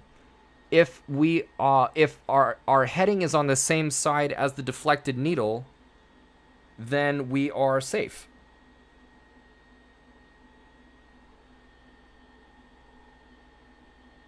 Let me see here, sorry.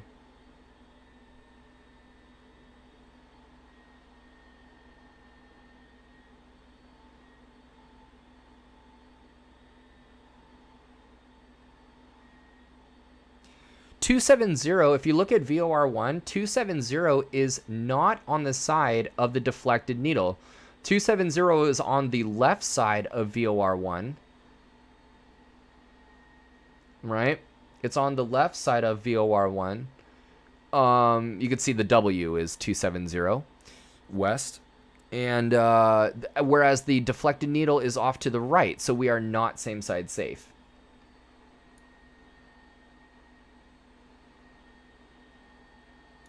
Okay, so this pilot is flying a 020 for a 45-degree intercept. Let's go ahead and do that.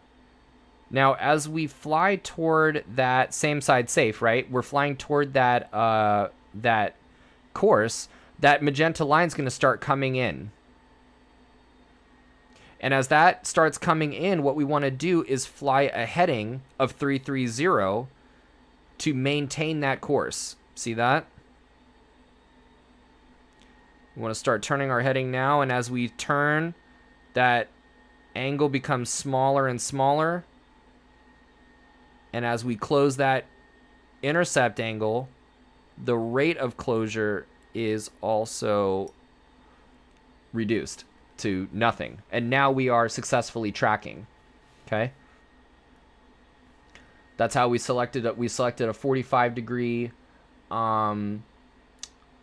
we selected a 45-degree intercept, and now we're tracking that purple line. Now, my question to you, there is a great number of people in this chat right now. I'd like you guys to weigh in. Are we same side safe for VOR2? Remember, VOR2, we're tracking VOR1, so it's not a matter of same side safe for VOR1. We're on a centered needle from the station on VOR1. Our selection is 330. Our heading is 330. No wind, centered needle, all good. Question is are we same side safe for the desired intersection? Right? Are we same side safe? Sound off in the chat if you think yes or no, same side safe. Another question, a way to ask this question is, have we passed the magenta line? Cryptic, what is same side safe? It's a very cryptic rule. Not really. Same side safe means same side safe allows us to answer the question, are we on a heading that will intercept this desired course? And it's important to answer that question, because what you do not want to do is be in IFR conditions on a heading that you think is going to intercept a line that is miles and miles behind you. You're never going to intercept it, and then oops, there's a mountain. Okay? Same side safe rule will save your life potentially someday. So same side safe says if your heading is on the same side as the deflected needle, then you are safe. So the question is, for VOR2, given a heading of 330, is the heading on the same side as the deflected needle?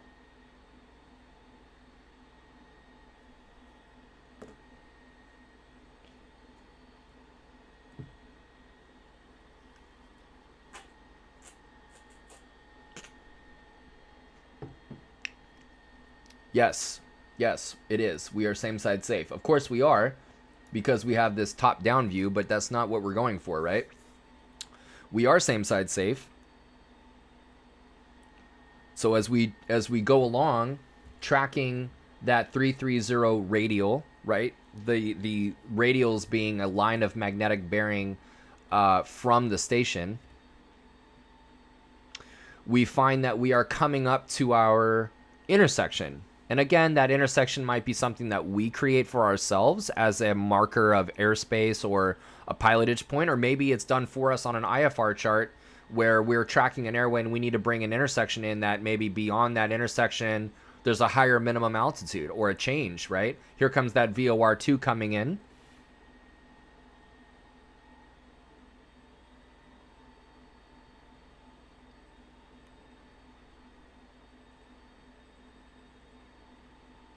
And there you have it.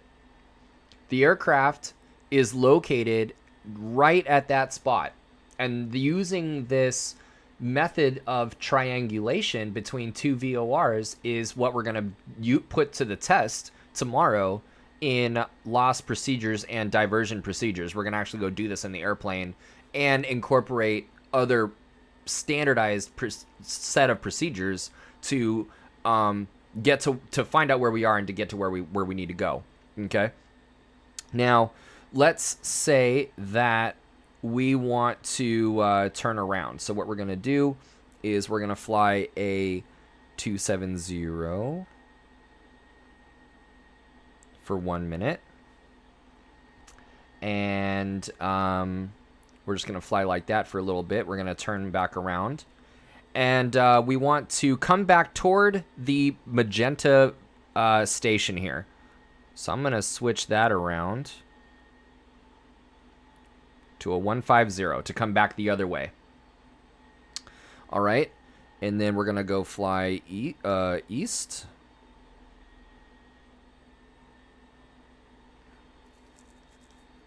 Let's get these questions answered here. So when you ask, is heading on the same side as the deflected line, I think you mean headings from 0 to 180 are on the right side and 181 and 360 are on the left. No, not necessarily, friend. Like, for example, the question here is for VOR1, are we same side safe? 0 to 180 is not on the right side. And 181 and 360 are not on the left, right? Same side safe in this case. We've got 150 to 330 on the right, and then 331 to 149 on the left, if that's the way you want to break down those intervals, right? So not necessarily 0 to 180 and 181 to 360. No. What we're saying is in on those hemispheres, yes, right? Like the question is, are we same side safe for VOR1? The heading is east, and so east is on the same side as the deflected needle. The deflected needle's off to the left, and east is on the left hemisphere. It is on the left side. So the course, the desired course, the selection is ahead of us. So this is all presupposing that the selection is correct. That's why the first rule is have the correct selection in. Have a selection for the heading that you want to fly and the direction that you actually want to go. Have those be similar. Assuming that the selection is correct, then same side safe, right? It could be left or right. It depends where you are and where the VOR is. Absolutely. Like, check this out. If the airplane was here, right, that needle is off to the right, we would need to be going on a heading of like a 200. Now we're same side safe. We're same side safe for the magenta line because 200 is our heading, or whatever, essentially. And 200 resides on the same side as the deflected needle in this case. So, good question. And we were here on a east here. Right? And so we are going to, if you superimpose the lines over the compass on the bottom, your current heading, the center dot is in your position in relation to the line. Let me see here. If you superimpose the lines over the compass,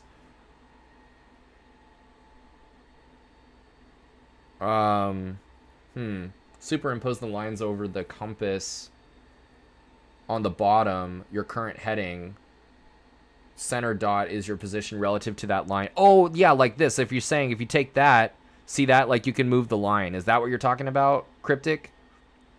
Like, based on there you are right there, right?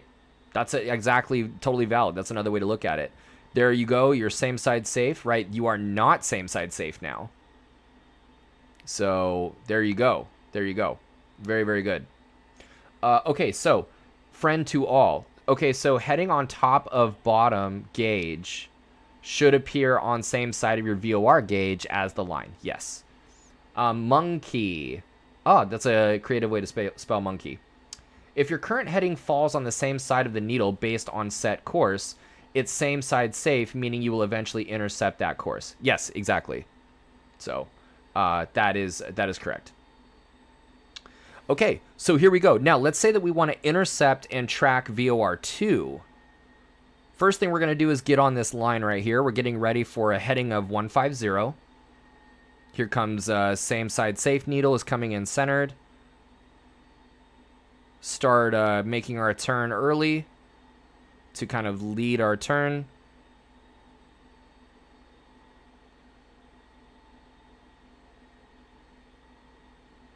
And there's 150. Okay, great. Now, we are coming up to the magenta line. Let's think about our next move. Right? If we want to intercept this magenta line and go toward the magenta VOR, maybe we just want to change airways, Ooh, yeah, buddy.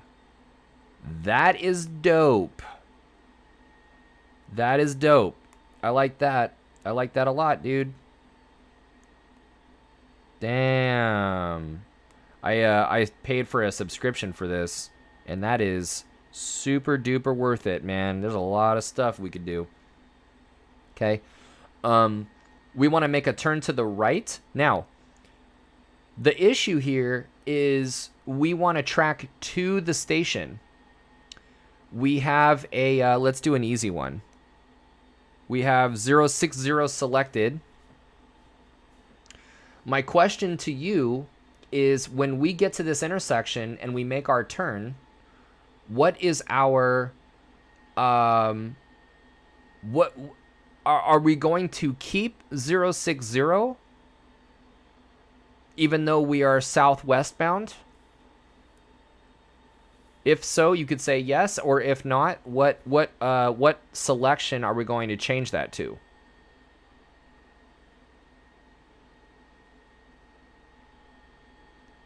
For number 2, we're going to come up here, we're going to be tracking the magenta line.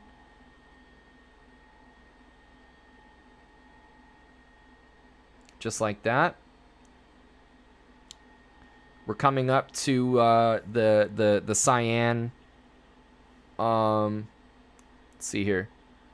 You want to select the number on the vertical line in the direction of the arrow. Not in the direction of the arrow. What you want to do is, I believe you're correct though. So like what you want to do is make a selection. Remember, the rule is, and you're right, it is 240. You want to make a selection that would correspond to your heading, or around what your heading is. And if we're going to the station on that line, the heading's going to be 240. So here we go.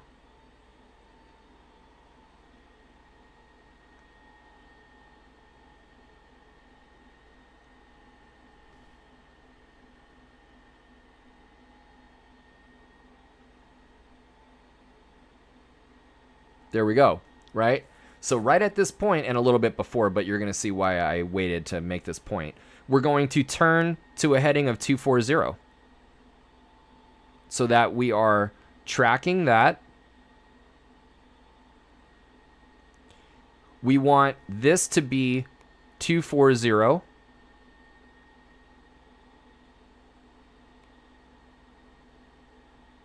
And we want this to be 150 is actually we want this to be from, but I'm going to explain what the problem is.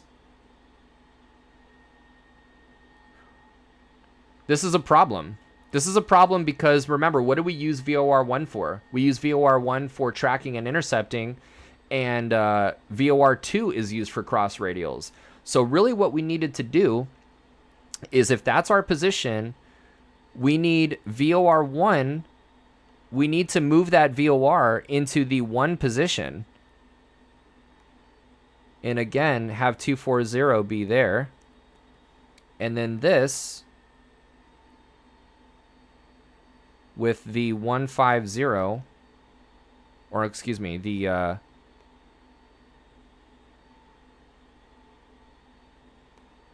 330 right there.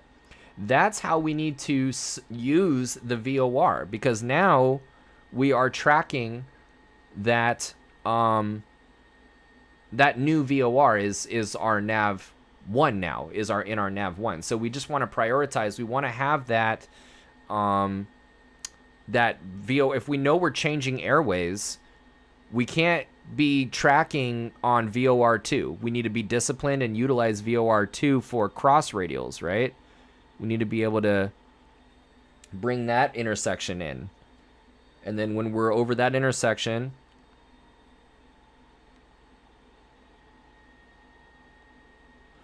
right, here comes that intersection. There it is. Okay, now we need to go to the next one. That would be on the chart.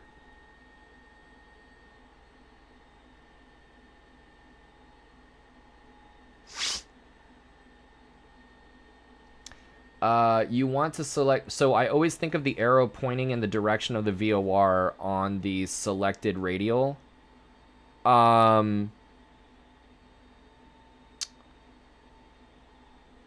Yes. Yes and no. I mean, the fact is here's an example, a counter example right here. Like, so here's 0, right? So the airplane,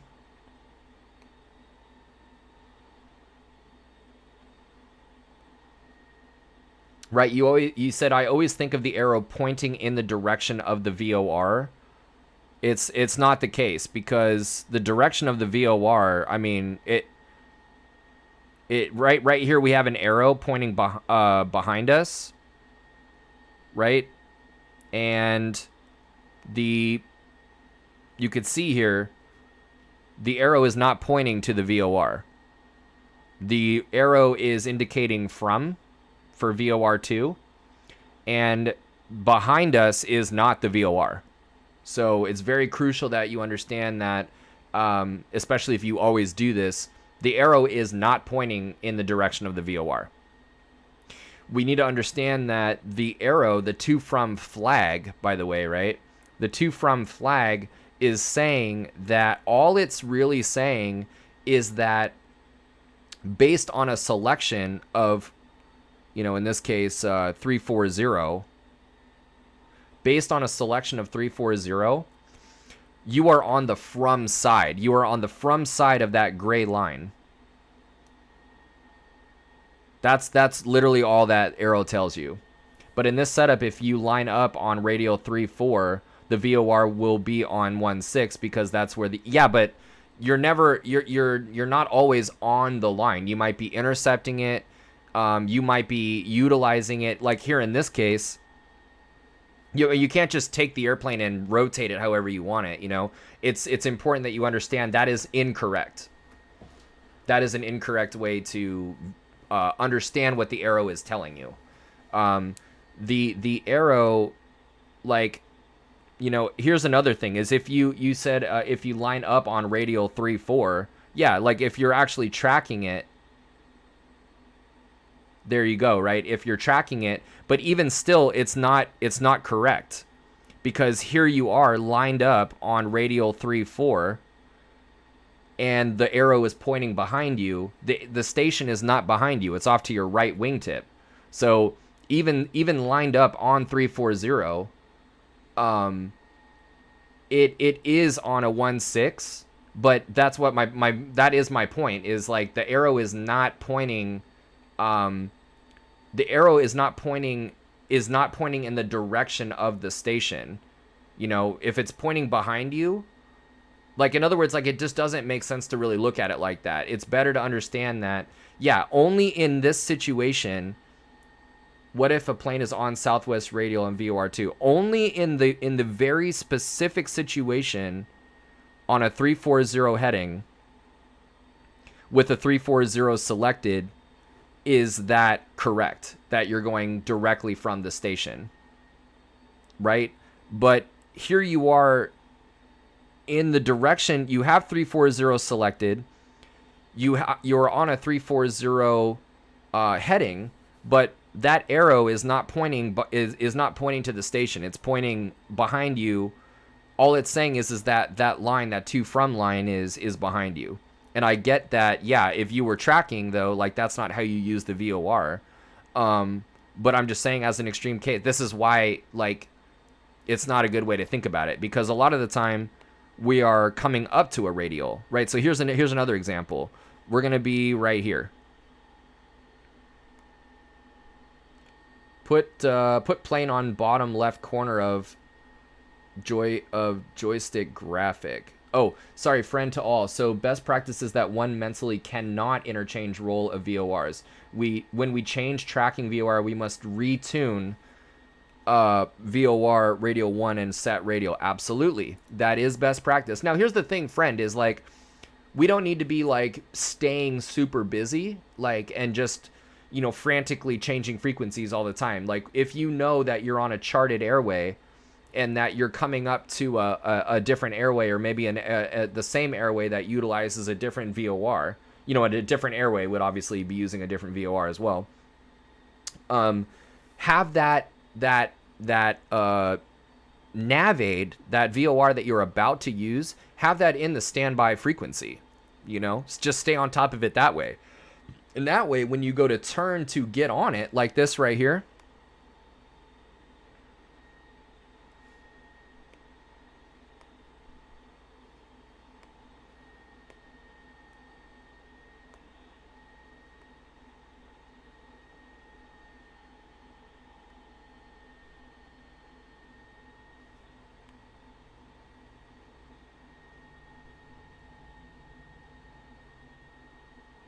so that way, when you go to turn on to this VOR right here, You have the frequency for VOR2 right now that's being used for VOR2. That frequency is also in the standby for VOR1, like ready to go. Because when you make this turn, and you turn to what? Heading a 160.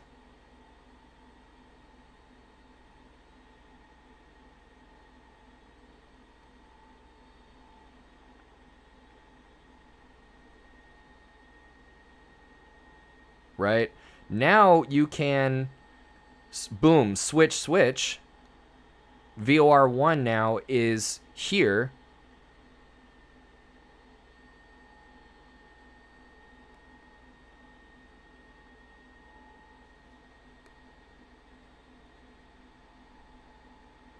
And that VOR2 is all set with a cross radial or whatever it is. And maybe you're using that other VOR now as a cross radial. You were tracking it, but now you're using it as a cross radial. Maybe it's a different VOR. You just want to stay on top of it. So yeah,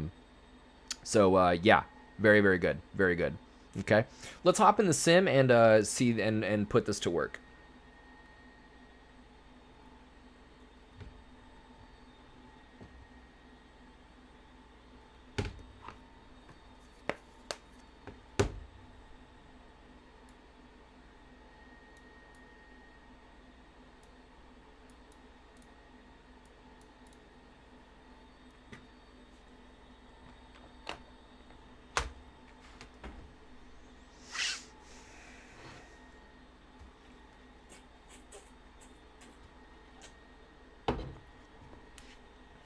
Ooh, that actually accidentally shut off on me.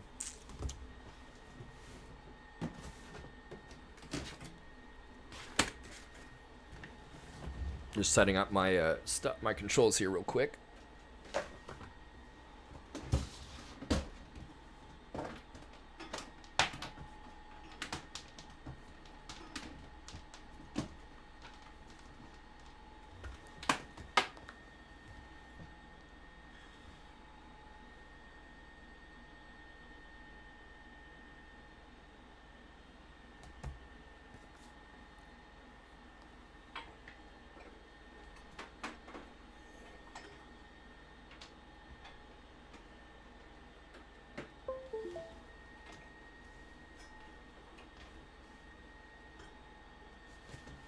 All right, we got pedals.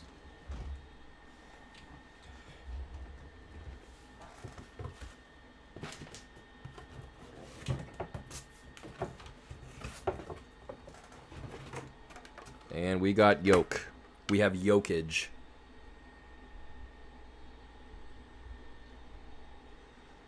Very good. You said, I think the to from question might be answered if we get in on the desired radial and go direct and do directly over fly. So the change is made from flying. Yes, but my point is, and you're right, you are correct. Cryptic is correct only in that one case, though. Like, the only way that interpretation of the to from flag, the only way that is a correct interpretation is in the very limited case that we are on the radial, right? And even then, it's not always true, because if we are crossing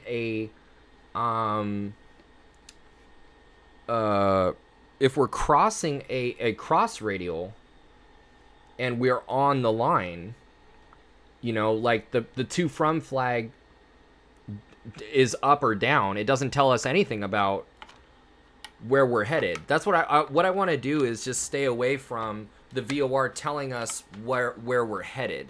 It is not, if it happens to also be the same information as to where we're headed, it's almost like a coincidence. It's almost like a coincidence that we happen to be flying on a centered needle on that where the heading is the course, and then we are directly to or from the station. But it's like, I'm not gonna teach a rule, or not you can't teach a rule that is a way to think about it, where it really only works for less less than 10% of the time, you know? Whereas with all the cross radials we're going to be doing, all of the, the intercepting that we're going to be doing, a lot of the time you're intercepting stuff, you know? So you can't have a rule that is really only true a very limited amount of the time. You know, it's better to have a way of thinking about it that covers all, no matter whether you're intercepting or tracking, or you're got a cross radial going on, or you're utilizing it to mark up a certain position. It doesn't really matter. If you have the way of thinking about it is as I originally stated it. People will often get confused, and it's, if you think about that, if you think about the to from flag in that regard, like as it's telling you if you're going to or from the station, it's just usually it's factually like incorrect depending on, you know. So as you say, the to from is telling you if you are intending to fly to or from the VOR on that radial. To from does not tell you where the VOR is. Yes, really what it is to from is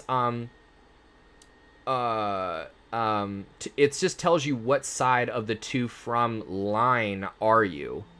So but hey, you know, Cryptic, you're saying I think it's still useful in my opinion to visualize. It can be very confusing to know where the VOR is in relation to you. It will flip based on the perpendicular line. That's true. If you set VOR on 0 and the arrow is up, it means that you are south of the VOR. Oh, yeah, if you set the VOR on 0, yeah, that means you are south of the VOR, and it will only flip down if you are north of it.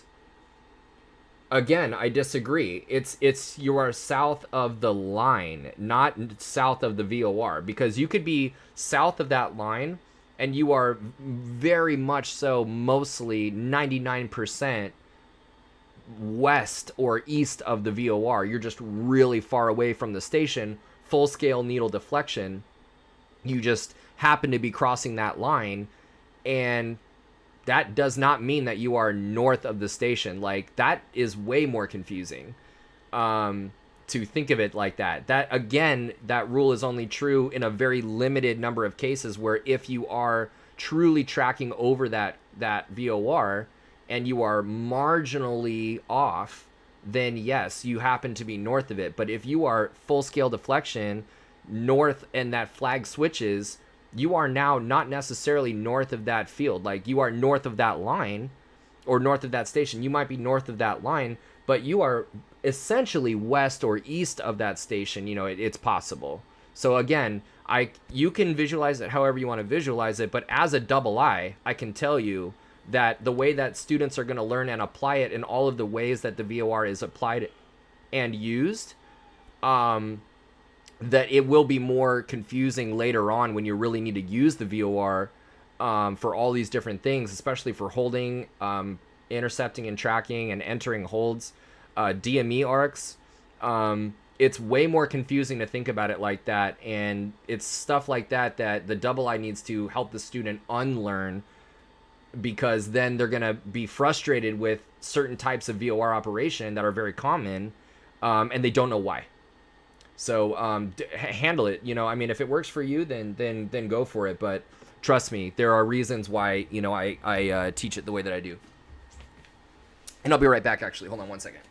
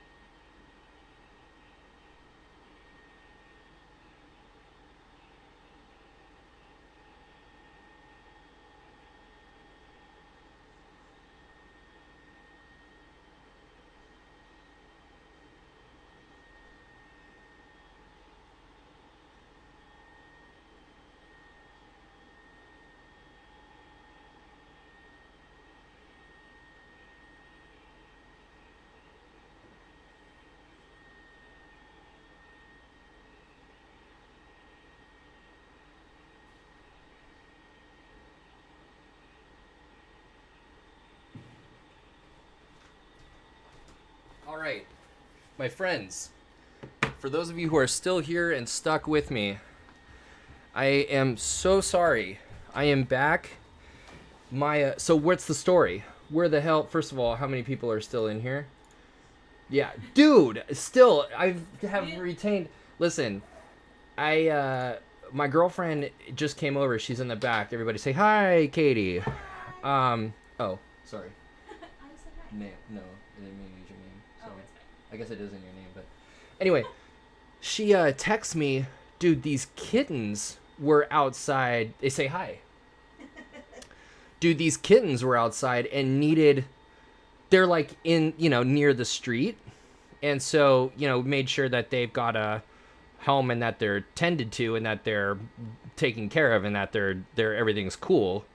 But oh my God, dude, I'm setting up the sim right now. I know we're trying to get to it and everything, but, dude, I mean, that requires immediate love and attention. And, it's a kitty. The mom is a cat that I saw. How long has it been, dude, you think? It's been like 6 weeks maybe. Yeah, a while. At least a month and a half since I've seen this cat, that fairly young cat, I would say, maybe definitely no less than a year. Maybe no, a year and a half old. Yeah, maybe. Yeah. The mom is probably a year and a half old and still fairly young though. Came around here and was totally pregos, and I was like, yo, like I thought she was just kind of like a chumba, but hey, just got home. Sup, Phil, Katie, what's going on, Joey? Dude, he's got the cats right there, dude. Exactly. No, brown and black and white. I know, I'm looking at it. They look like... Holy shit, Joey Bullo, those are your cats. That's crazy. We saw your cats, bro.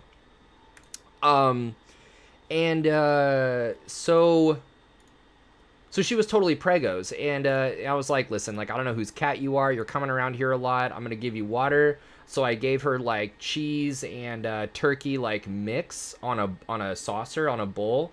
Cut up all, like, shredded up, diced up all the turkey and stuff, like, good lunch meat, Nice and like, the dairy with, like, the cheese. And cat jam, dude. Cat jam 2020, or 2021. 2020 just rolled off the tongue a little bit better. So anyway, then 6 months have gone by. Dang, that cat eating better than me. Dude, and by the way, I did use Brita water, by the way. So, just saying. I fucking did. Filtered water. I used Brita fucking water. And, so, the thing is, I haven't seen this cat in, like, 6 months, dude. And I'm thinking, shit, man. Like, this cat, like, kind of looked now, like, malnourished a little bit. I'm like, dude, like, is she feral, Like, are these kittens going to be... Once it was apparent that she wasn't chumba, she was actually prego. I'm thinking, damn, like, if she's feral, like, what's going to happen, So 6 months go by, and I'm thinking, like, the worst has happened, I'm like, either she didn't make it, or, like, freaking the kittens didn't, or... like she got abducted or something, and then like someone I don't know, And Zach, what's going on, dude? Oh man, you missed a pretty good VOR lecture and it's actually, oh dude, you know what? We need to do Microsoft Flight Sim. We need to do Microsoft Flight Sim, dude. Just way better.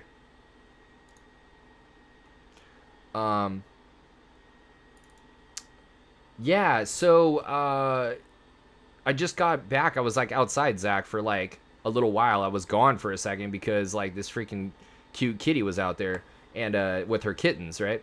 Out there for a bit of it. It was mobile, so I wasn't chatting much. Oh, gotcha. So, anyway, so it turns out, so my girlfriend comes over, and she texts me, she goes, babe, kittens. And I was like, the fuck you mean kittens? And go outside, and it's like the cat and then her babies, dude. She made it. She looks amazing, dude. Kittens made it. Kittens are super not dead and eaten up, right? They're alive. They're jumping around and playing, dude. Kind of uncomfortably near the street, by the way, so it's kind of like shit. That's why we were there, just to make sure that they had a home and everything was cool. And Dude, I walk up to her like down the street and she remembers me, man. She's like, "What the fuck's up?" I'm like, "What's up with you? What do you mean, what's up? You're alive." And she looked great, dude. So point is after a long time separated, dude, the cat's great, dude. Cat's awesome. So cat says hi, by the way. Oh my god, you took a picture. Jesus, dude, so damn cute. And these kittens, man. By the way, what, 5 kittens? 3, maybe 4, because I think there was. For sure 4. I think there was 4. Yeah, like kind of a black one, maybe a couple of darker ones, Like a whitish orangey one, and then a spotty, right? What do you call those, tabbies? No, I don't think so. I don't. No, actually. Super cute. Super cute, dude. Oh, calico. Calico, I believe, is what I'm When thinking it's the of. orange and black. And the white. spotty kind of marbly. Calico actually is marbly, I believe. You might be right. I always. Yeah. Google that, because I believe calico is that marbly, wavy type of stuff, and then tabby, I believe, is. Oh, tabby is orange, isn't it? Great news! Oh yeah, dude. Everybody, yeah. That mom could be a calico or part calico. Could be also part. It could be part calico. Yeah. Like, these pictures are a little all over the place. You know what? I'm really proud of us, dude. I'm really proud of us for not stealing 5 cats tonight. They were sweet. They were running around and playing with each other, dude, and the mom's just chilling, kicking it, watching them, but getting all kinds of pets. And they seem to have a home. Joey says tabbies are my jam. Oh, okay. Let's look that up and see what's up with tabbies and why. Oh, boom, we have a definitive from Cryptic. Calico is marble multicolor. Tabby is striped and white pattern. Also comes in gray. Yeah, look at pictures. Definitely calico versus tabby. Okay, there you go. Yeah. Perfect. Calico. Probably a hybrid. Probably a combo.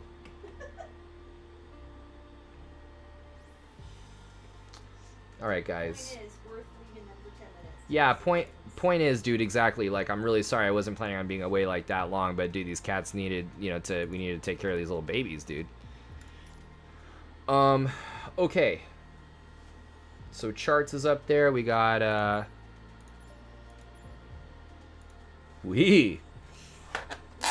shit.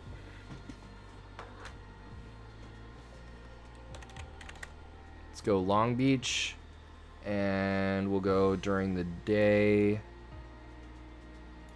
And it doesn't really matter what airport. We are not going to be doing VOR tracking and intercepting using the pits. We will be doing it in the nice. We will be doing it in the the Bonanza? Nah.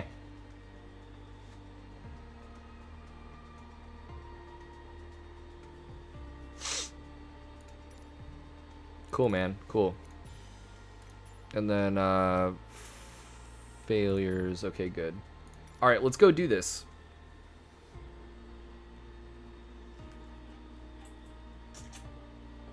Dude, thank you so freaking much, dude. You have no idea how much this has been on my mind, dude. I know, because we haven't seen her with babies. Oh my god. Since we saw her pregnant. I mean, I would have gone the rest of my life assuming the worst. All good. Dude, right there too, man. Few doors down.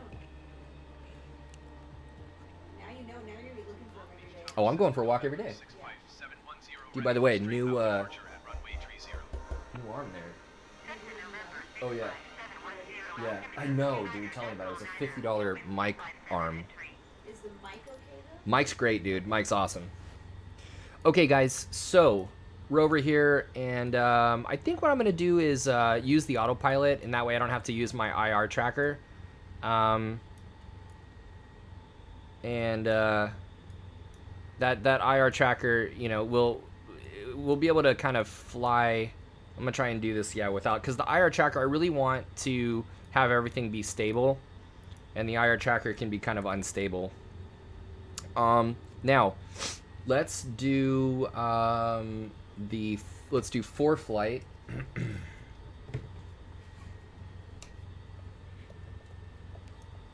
Damn, I'm in like disbelief, dude. So cute.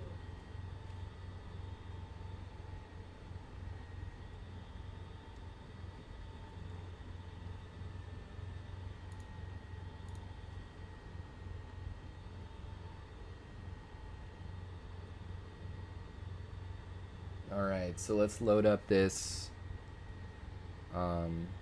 thing here.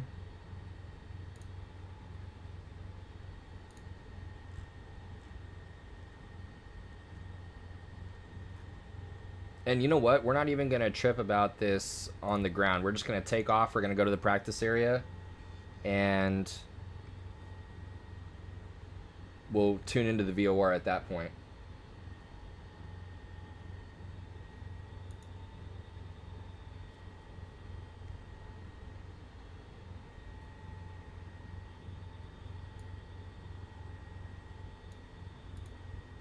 Okay. So, CDI, we're going to be using Seal Beach, which is 115.7 right there. Zooming out, this is the LA area. We're going to zoom in right there. Seal Beach, 115.7. There's the Morse code right there. So we're going to go 115.7. Active, and then VOR2 for cross radials we're going to be doing LA, which will be 113.6.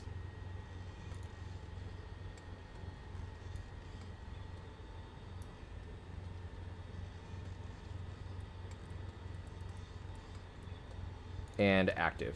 Okay, awesome. And let's go ahead and go.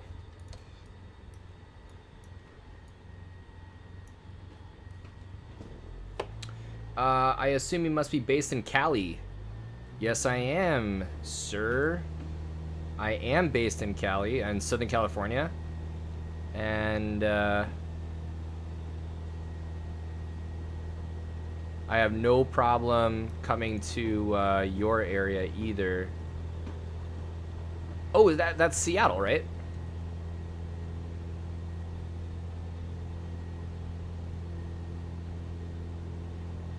That's awesome.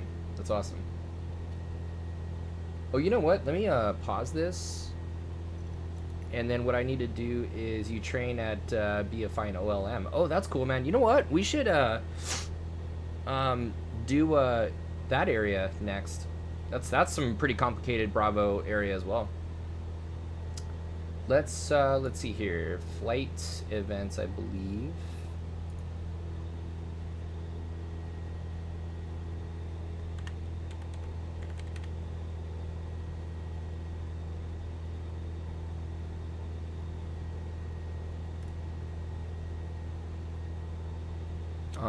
Let's see here. Oh, that's right. I want to say desktop and then flight events. That's right. Okay, cool.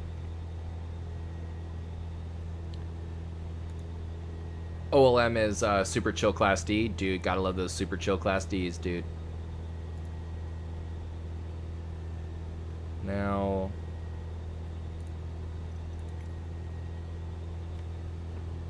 this should be tracking our position, and it is not for some reason.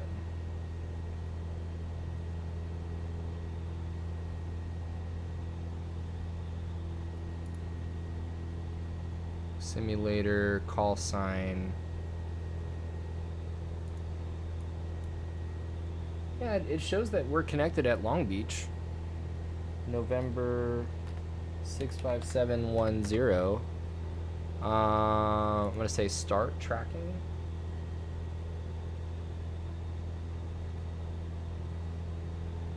Might need to try this again.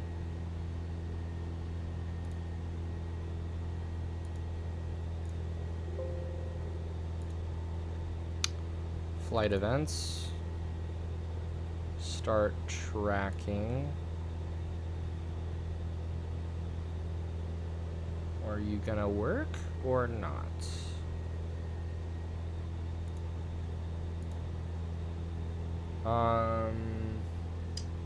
Let's see, maybe it's a setting on here.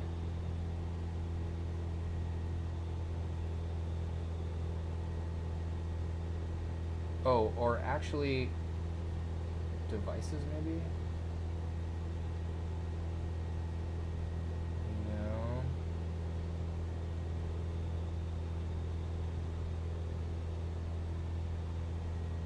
because I really want to show you guys like what is going on with this, with tracking this. So let's. It should just go.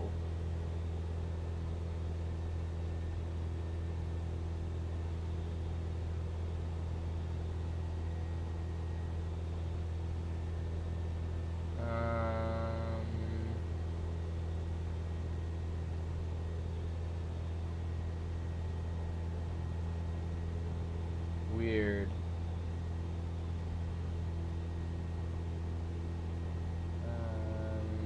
General maybe. Control center. Oh yeah. What are we doing here? Maybe. I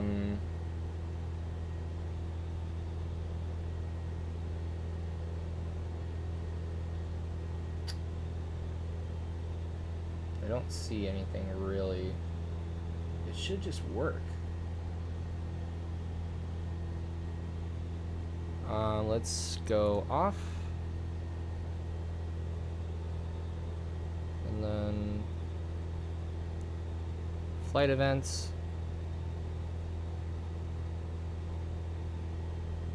For flight. See, it is showing that. Dude, weird. Bummer.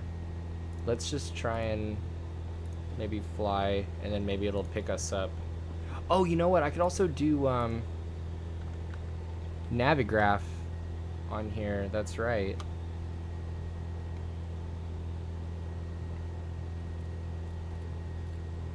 So we're gonna go altitude, or first of all, autopilot, altitude. And we're gonna go up to, let's just say 3005. And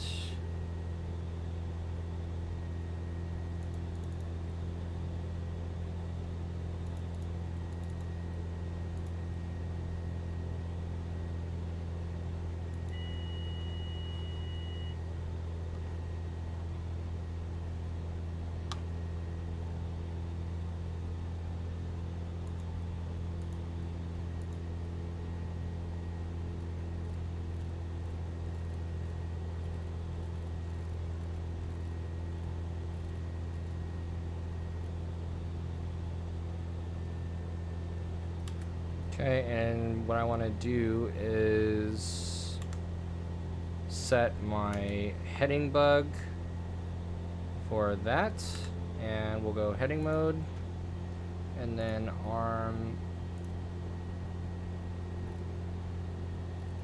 and altitude, not baro. We want altitude of 3,500. Vertical speed of, we want to arm the altitude. Nope. This thing's being kind of difficult here. 3,005. Dude, how's this thing not? Yeah. Altitude. 3,500. We should be able to arm that, and it's not.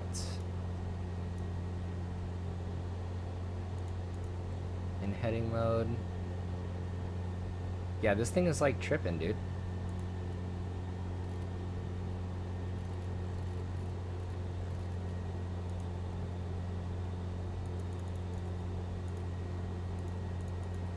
Weird.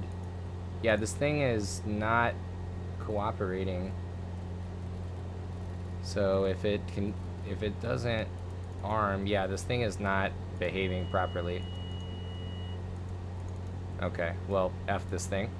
That sucks because Microsoft Flight Sim is a really, it's not an accurate flight model. So that's kind of a bummer, but it's okay. So yeah, and for some reason this.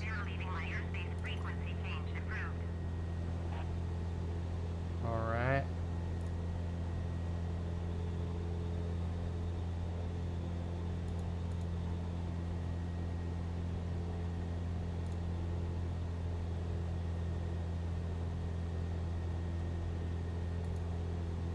Very cool. Now what we can do is try and get the, not the world map, but the low.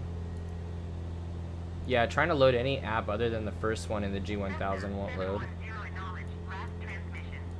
No. It definitely, I've definitely used it before. I've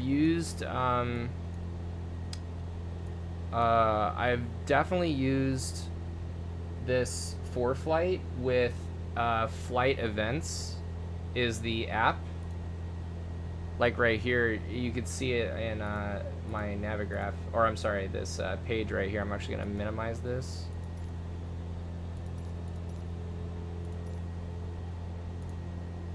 And right here, this Flight Events is the page that will, that ought to show us where we are. So I'm gonna stop and maybe start again. Maybe now that we're flying okay. I meant the default one in Microsoft Flight Sim. Oh, I know. Well, dude, Microsoft Flight Sim, it's beautiful, but it is it's a pain in the ass to fly, honestly, like in terms of real actual dynamics.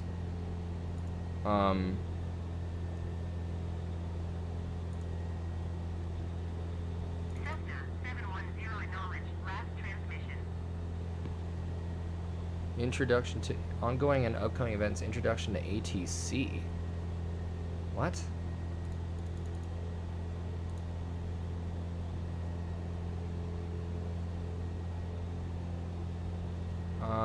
Yeah, see, this definitely is working. So, how can we do this? It's gotta be maybe not support.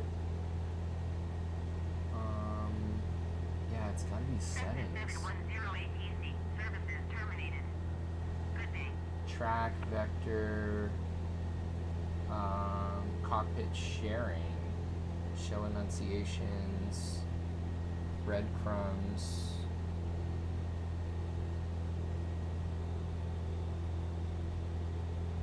Track log, flights, preferences, maybe, huh? Allow device to sleep, automatic, let's see.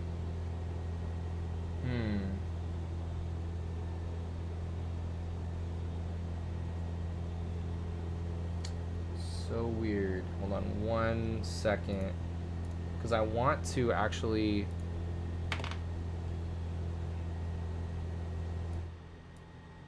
So I'm going to say... how to connect flight events with For Flight. With Microsoft Flight Sim 2020 open, while in the air, on the simulator tab, use the random call sign and start plus start flight tracking. You should see a message again says flight events connected. For Flight mobile app, tap more. And devices, okay, so I was right there. Then tap the flight events tile. Okay.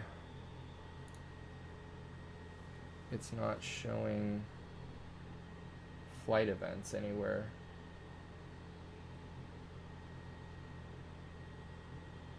Why not?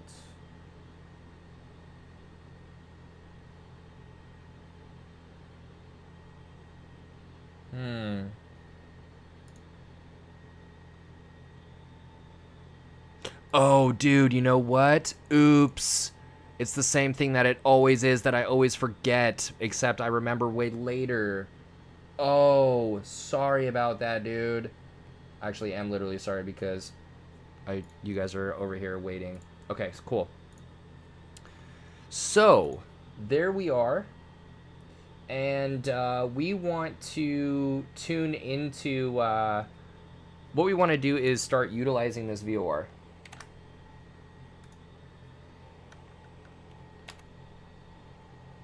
Okay, cool. There we go. All right, awesome. And we're not going to get any help from this autopilot, so it's going to... Flight dynamics are going to be horrible. I'm going to do my best to trim. Look at this airplane is just ridiculously behaving. God, hate it.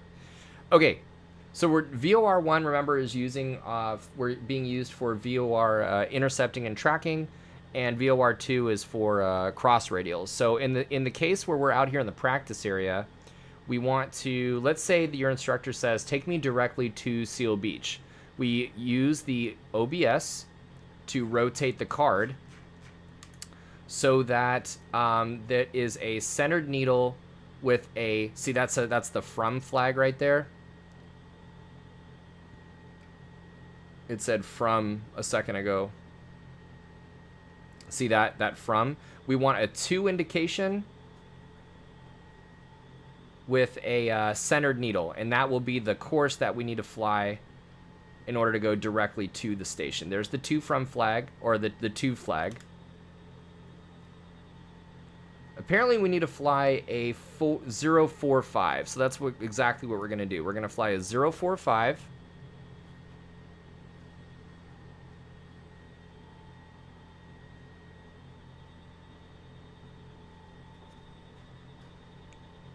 Get a little steep turn maneuvering in there.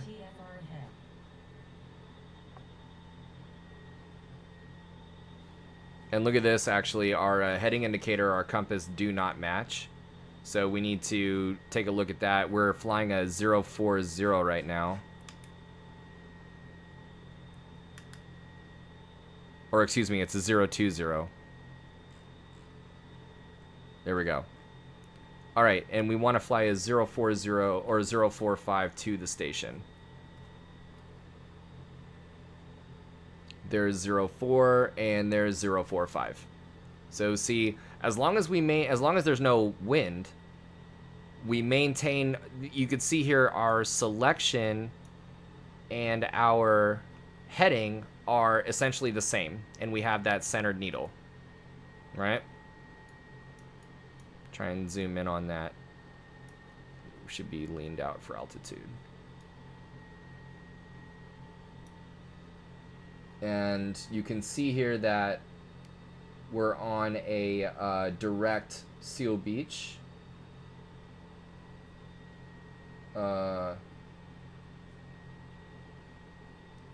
There's a magenta line in the top right. The magenta line shows a direct route to Seal Beach, and that is what our VOR is showing as well. So that's pretty good. That's pretty good.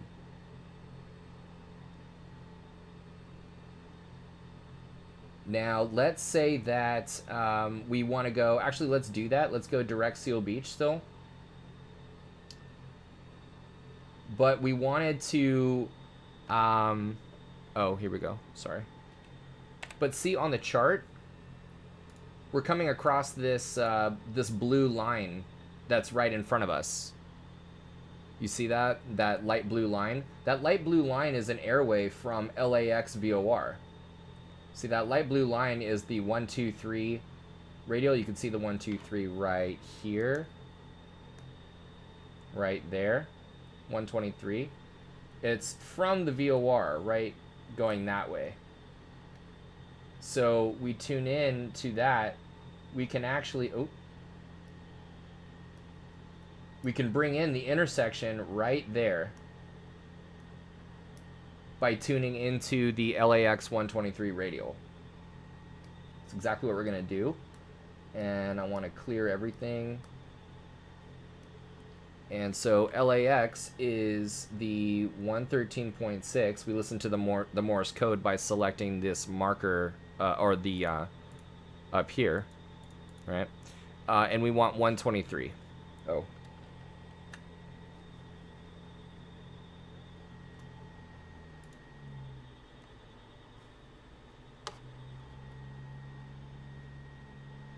The power was weird right there. 123 radial.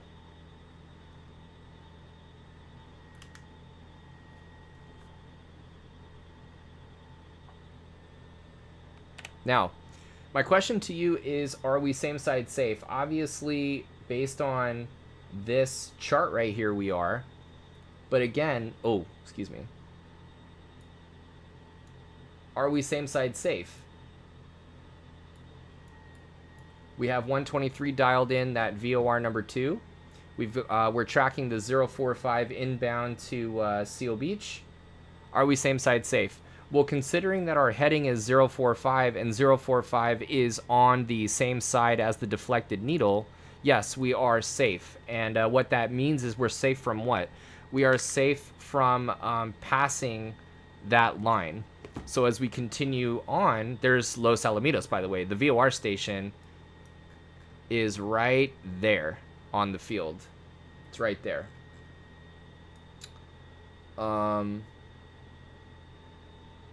And their LAX is right over there. This is Queensgate that we're right above. This is the Queen Mary that's over here, and this is Angels Gate. This is all like there's Torrance over there, and Long Beach is behind that stretch. So, yeah, LAX 123.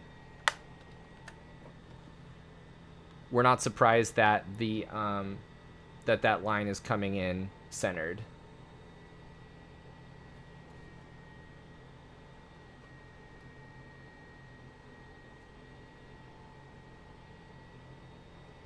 There you go. All right. Still going toward Seal Beach VOR. Now, let's say that we wanted to turn around and intercept that airway, that blue line. We wanted to leave that magenta line. God, I hate the way that these airplanes fly, dude. I'm going to try this one more time.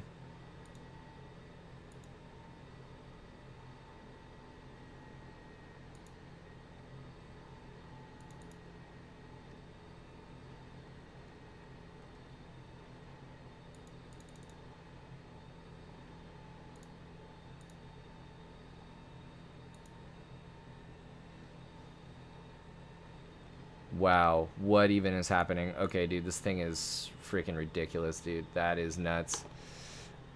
Okay, glad to have downloaded that update. So 113.6 is that is the source of that airway from that we want to intercept. So 113.6 for LA. Switch. And it was 123, right? 123 was the radial.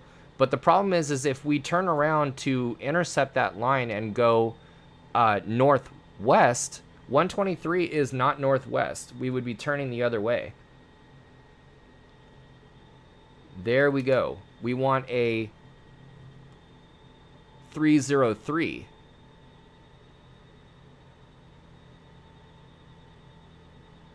Call it a 300.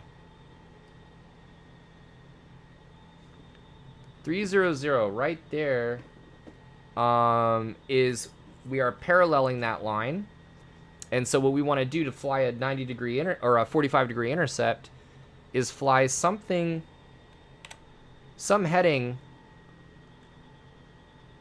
in here. Some heading in there that will bring that line in centered.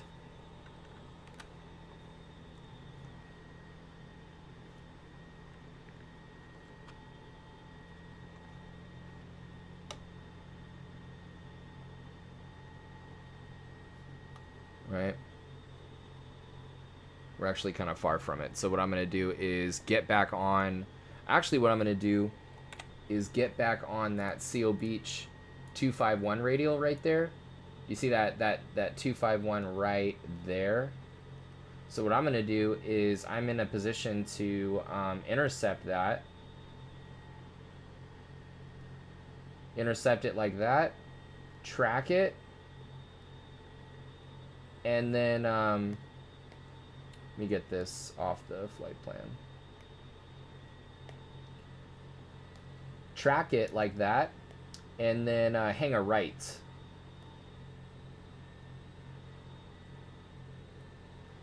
And go toward LA.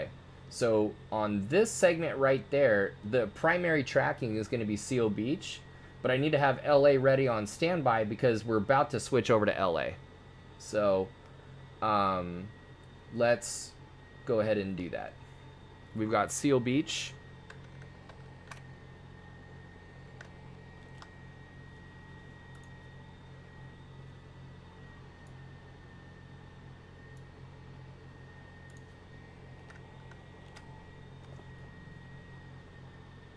Seal Beach 115.7. We have 251 in the... Oh my god, dude. Jesus Christ.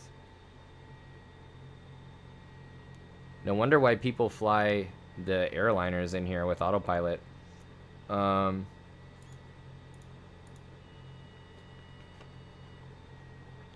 So here comes nav 1. That needle's coming in here. You can see on the chart too, we're coming up to that solid blue line, that airway, right? We're on a nice 45-degree intercept, and we want LAX in that number 2. And we do. We have 123 in that VOR number 2. As that needle comes in center, we're going to roll. Try and time that to where we roll out on a 251. And there you go.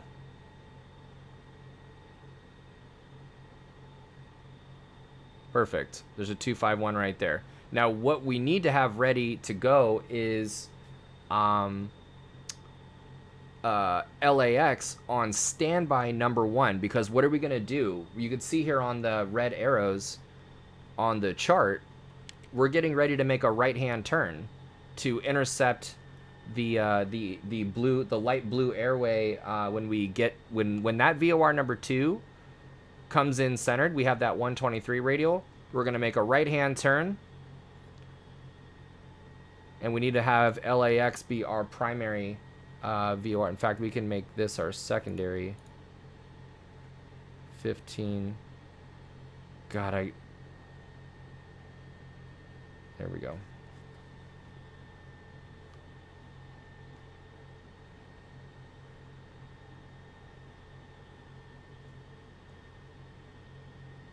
Here it comes. And I'm going to be turning to a right of 303. Okay, there it is. Right turn, 303. I'm going to go LAX on both. And I want 303 in the top VOR.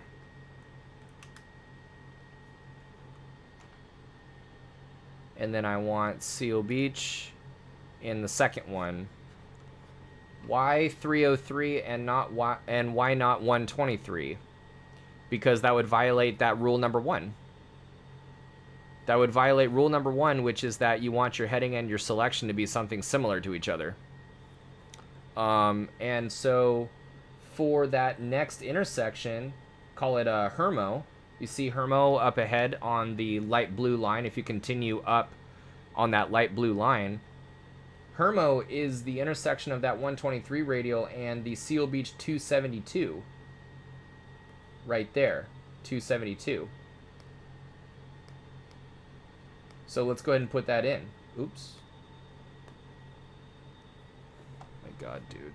Jesus fucking Christ.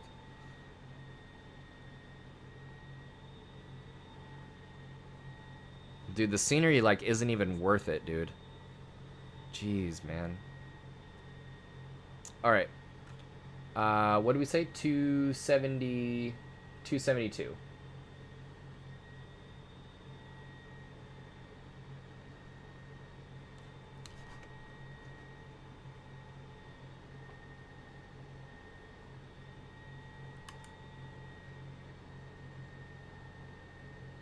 Oh my God, dude.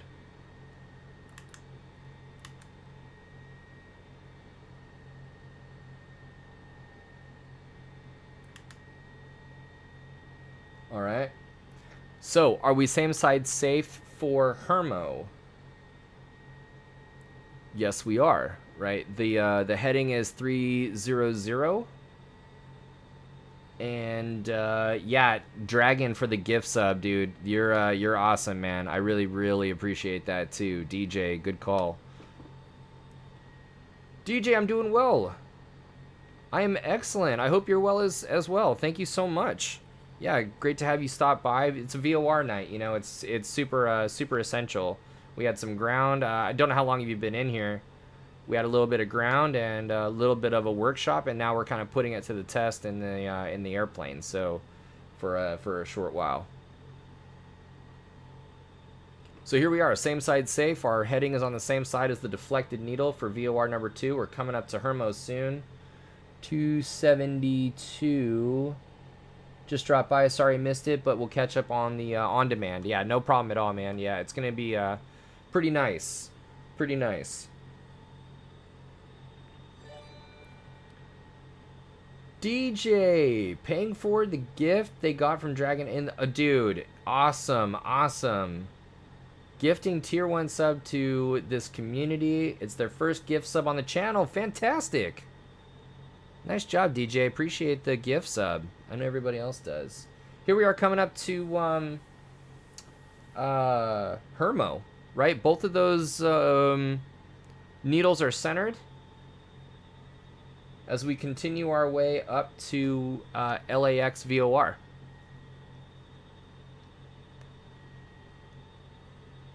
Right there. That's LAX VOR.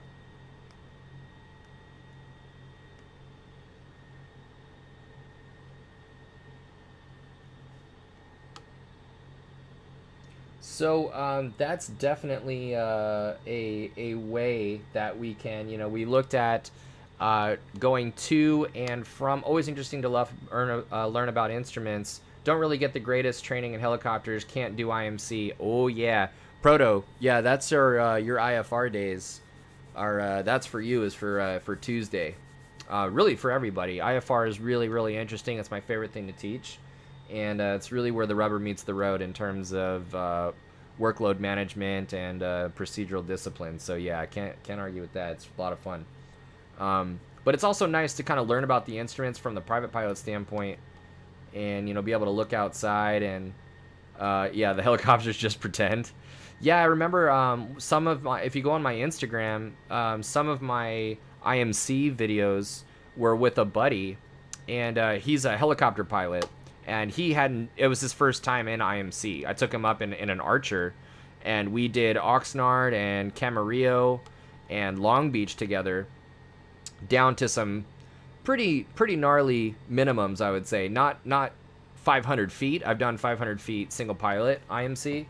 But I think we went down together to like 800 or 900 on the ILS into Oxnard. So it was pretty dope, and he had a blast because yeah, like you say, you know, it was he hadn't done it.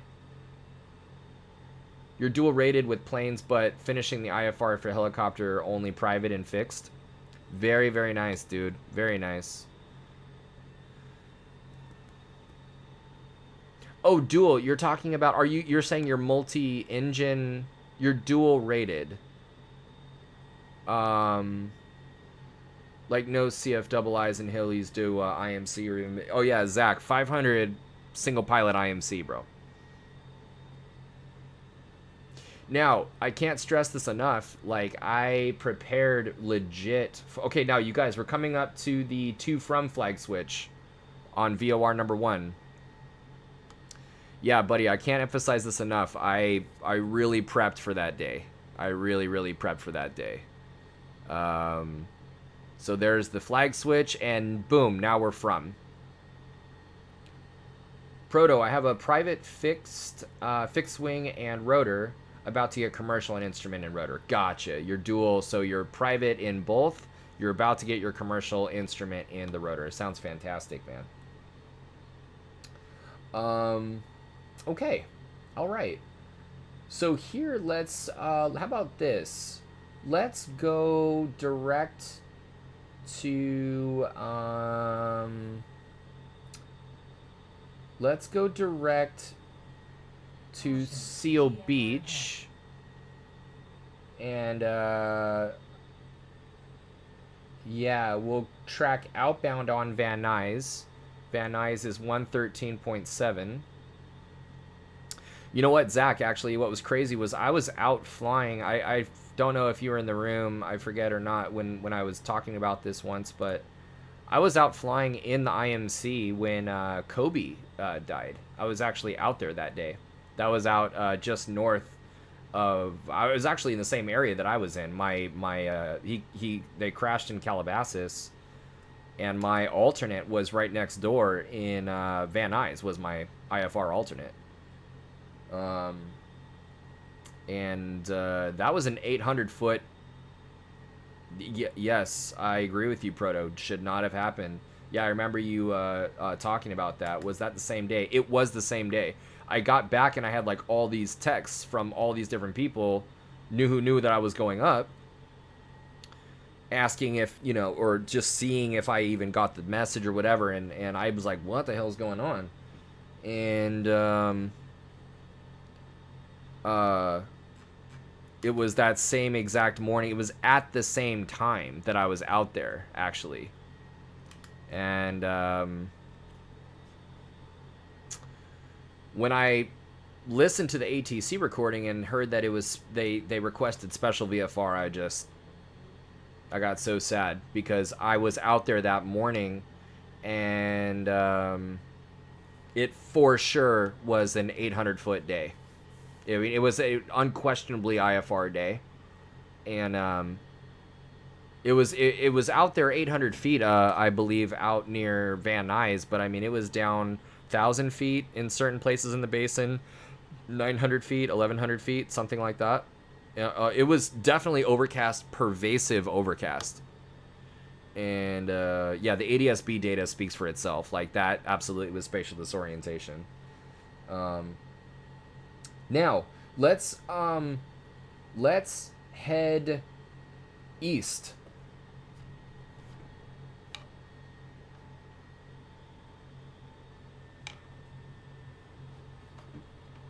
There we go. My question is, there's Hawthorne Airport down there in the bottom left corner. Proto just shows kind of crappy IFR training for Healy guys. That's what was crazy, was that guy was a double I in helicopters. And he had, I want to say, 4,000 hours in type. I forget, or something like that. I mean, honestly, it came down to a bad decision and spatial disorientation. So, and the ADS-B data really suggests that. It shows that. So, let's use the VOR to identify a landmark.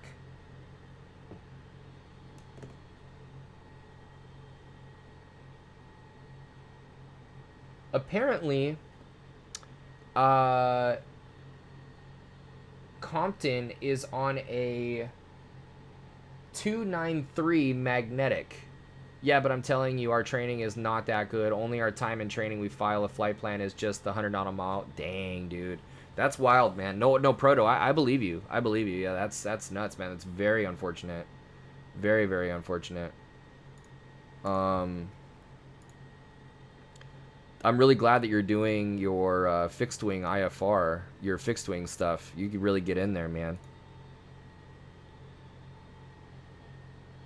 Just kind of find it crazy that he didn't notice a 2,000 foot per minute descent on the VSI. I can't judge the guy because you're not even instrument rated. But yeah, no, we're not trying to. I understand, dude. You're not midnight, or Monday night quarterbacking. But we all said the same thing, just like, dude, our aircraft must be VFR. Yeah. The thing is, man, is I mean, hey, it's Dirty Bird here. Remember, I do remember you. What's going on, Dirty Bird? Fantastic to see you again. Thanks for coming by. We need a 293 on this guy right here. And Zach, let's see here. Oh yeah. So here we are. We're coming up. We're on this course right here. And we're waiting for that. Actually, we're using this incorrectly, right? We should be 293 on this one. Because we're using it for a cross radial. Alright? We're using that as a cross radial. Straight out of Compton! Dude, sick. 293. So there you go. And that should have been like right there. And pause. Right? That 293 instrument in Healy requires a lot of stuff. I wonder how many times the controller has heard that. Oh my god, I know, right? He has like no patience for that, I'm sure. I'm sure he just tried to get a clear air to avoid another violation. In hindsight, he should have flown VFR safely as qualified. Thing is I believe the pilot, even though he was a double I in helicopters, the 135 operation was not certificated on their air carrier's certificate to be IFR, actually. So, you know, even though he was qualified and the airplane or the helicopter was capable, the operation was not, you know, allowed to be IFR. So he went special VFR and just, but still, I think it's really interesting that spatial disorientation is not for just the novice. You know, it is for the human being. Now, we're over here at the 293 cross radial from Seal Beach. We should be right over Compton.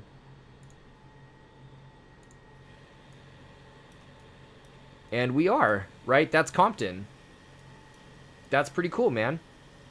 That's pretty cool. So we can utilize the VOR in that regard to verify checkpoints on the ground, just like we were talking about in the ground earlier. Okay.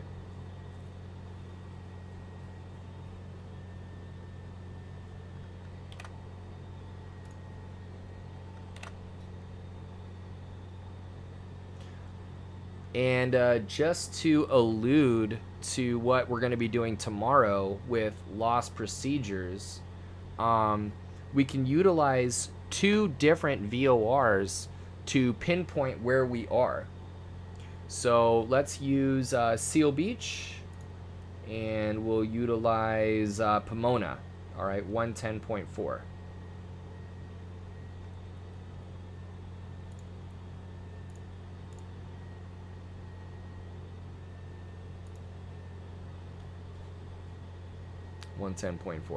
Now, Seal Beach, we have a centered needle with a basically a 3-0. I did for, let's see here, probably 10. I remember right. Heelys can go IF that. I did that for my solo cross country. My checkpoint on the map wasn't as obvious in real life. Got lost for a second. Yeah, exactly. There's nothing wrong with that. With like backing that up, I kind of like to try and do as many checkpoints as I can with all 3, where it is an obvious pilotage point, and you know, and yet, so like for example, looking at the chart here, that T intersection from Seal Beach, it looks like a 335.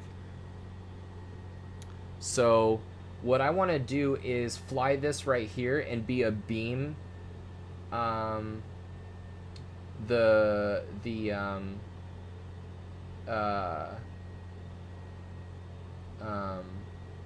Well, that's not exactly the best way to go about it. Let's say that we want to do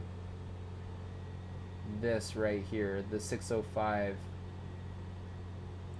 Let's say that we want to identify that point right there, the 91605, and that looks like it's on a 330 radial from Seal Beach. My God, dude, fuck these dynamics, dude. 330. Look at this VSI going absolutely apeshit. God, I can't stand this. 330. We should have the 91605 off to our right wingtip, if that's the case. Oh, I'm sorry. 330. It's really 327, but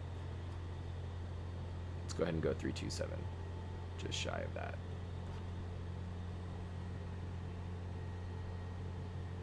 So we're looking around, you know, we got pilotage spots there. There's a really good pilotage spot off to our right wing, our left wing tip. You can see on the chart.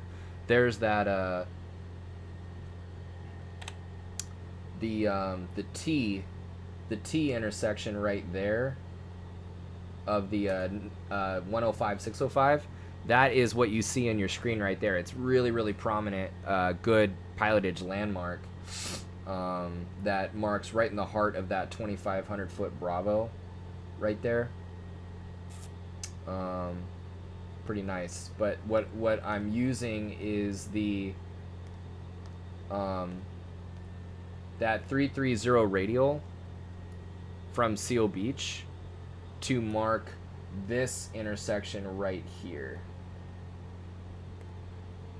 Right there. That 91605. Yeah, Dirty Bird. Fantastic, man. It's good to see you. How are you doing? How are you doing tonight? We're doing a VOR navigation, as you can tell. Just wrapping up our evening, actually, unfortunately. But we'll be back tomorrow at 9 p.m. for lost procedures to kind of put it all together. Here comes the 327 right there. We go out of the airplane.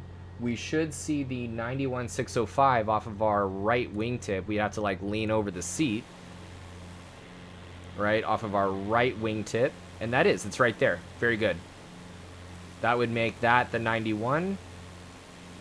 And it is. It's a great pilotage spot because it's north of Long Beach. 605 is east of Long Beach. We can see that on the chart. There's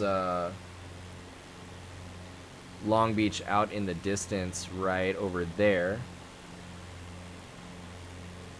That's Long Beach right out there. So this long freeway east of Long Beach is friend to all. I'm right behind you. That freeway just to the east of Long Beach is the 605. So we can actually just start putting it together. Not only are we using a cross radial from Los Alamitos, which we are, to identify that point off to our... Oh, it's Cypress College. It's pretty awesome. I believe that's Cypress College. Maybe that's... Actually, no. 605... No, I think that's a different... I know Cypress is around here. I think that's Cypress actually over there. 91. Yeah. It's off the 90. Or maybe that's it over there actually. But yeah, so it's a really good pilotage spot. 91605. Now what do we do with that pilotage? We have identified it by utilizing VORs. We've also looked at and corresponded it to the chart. So what? 91605. Well, the 91605, you can see right there off of our right wingtip, it is the border of Long Beach's Class Delta airspace. So navigation and situational awareness is all about knowing where you are, so that way you know what airspace you're in, what airspace is coming up, and what rules you need to be following when we're doing that. So think about that as you're going forward in your flight sim. Utilize VORs in these creative ways, and try and stay on top of being, situationally aware about where you are. And with that, I will actually bid you guys a farewell until tomorrow night at 9 p.m. While we, as we are gonna get into lost procedures, diversions, using the VOR, we will go get lost. And we'll go get lost. We'll take some suggestions from those who are signed in, from that tune in. We'll go off in your area. We'll use your VORs. We'll go get lost, and we'll see what kind of stuff we can get into. There will be some ground in the beginning as far as what is the correct way to divert, and what's the good way, what's the best way to regain an awareness of where you are using lost procedures. What's the right way to divert?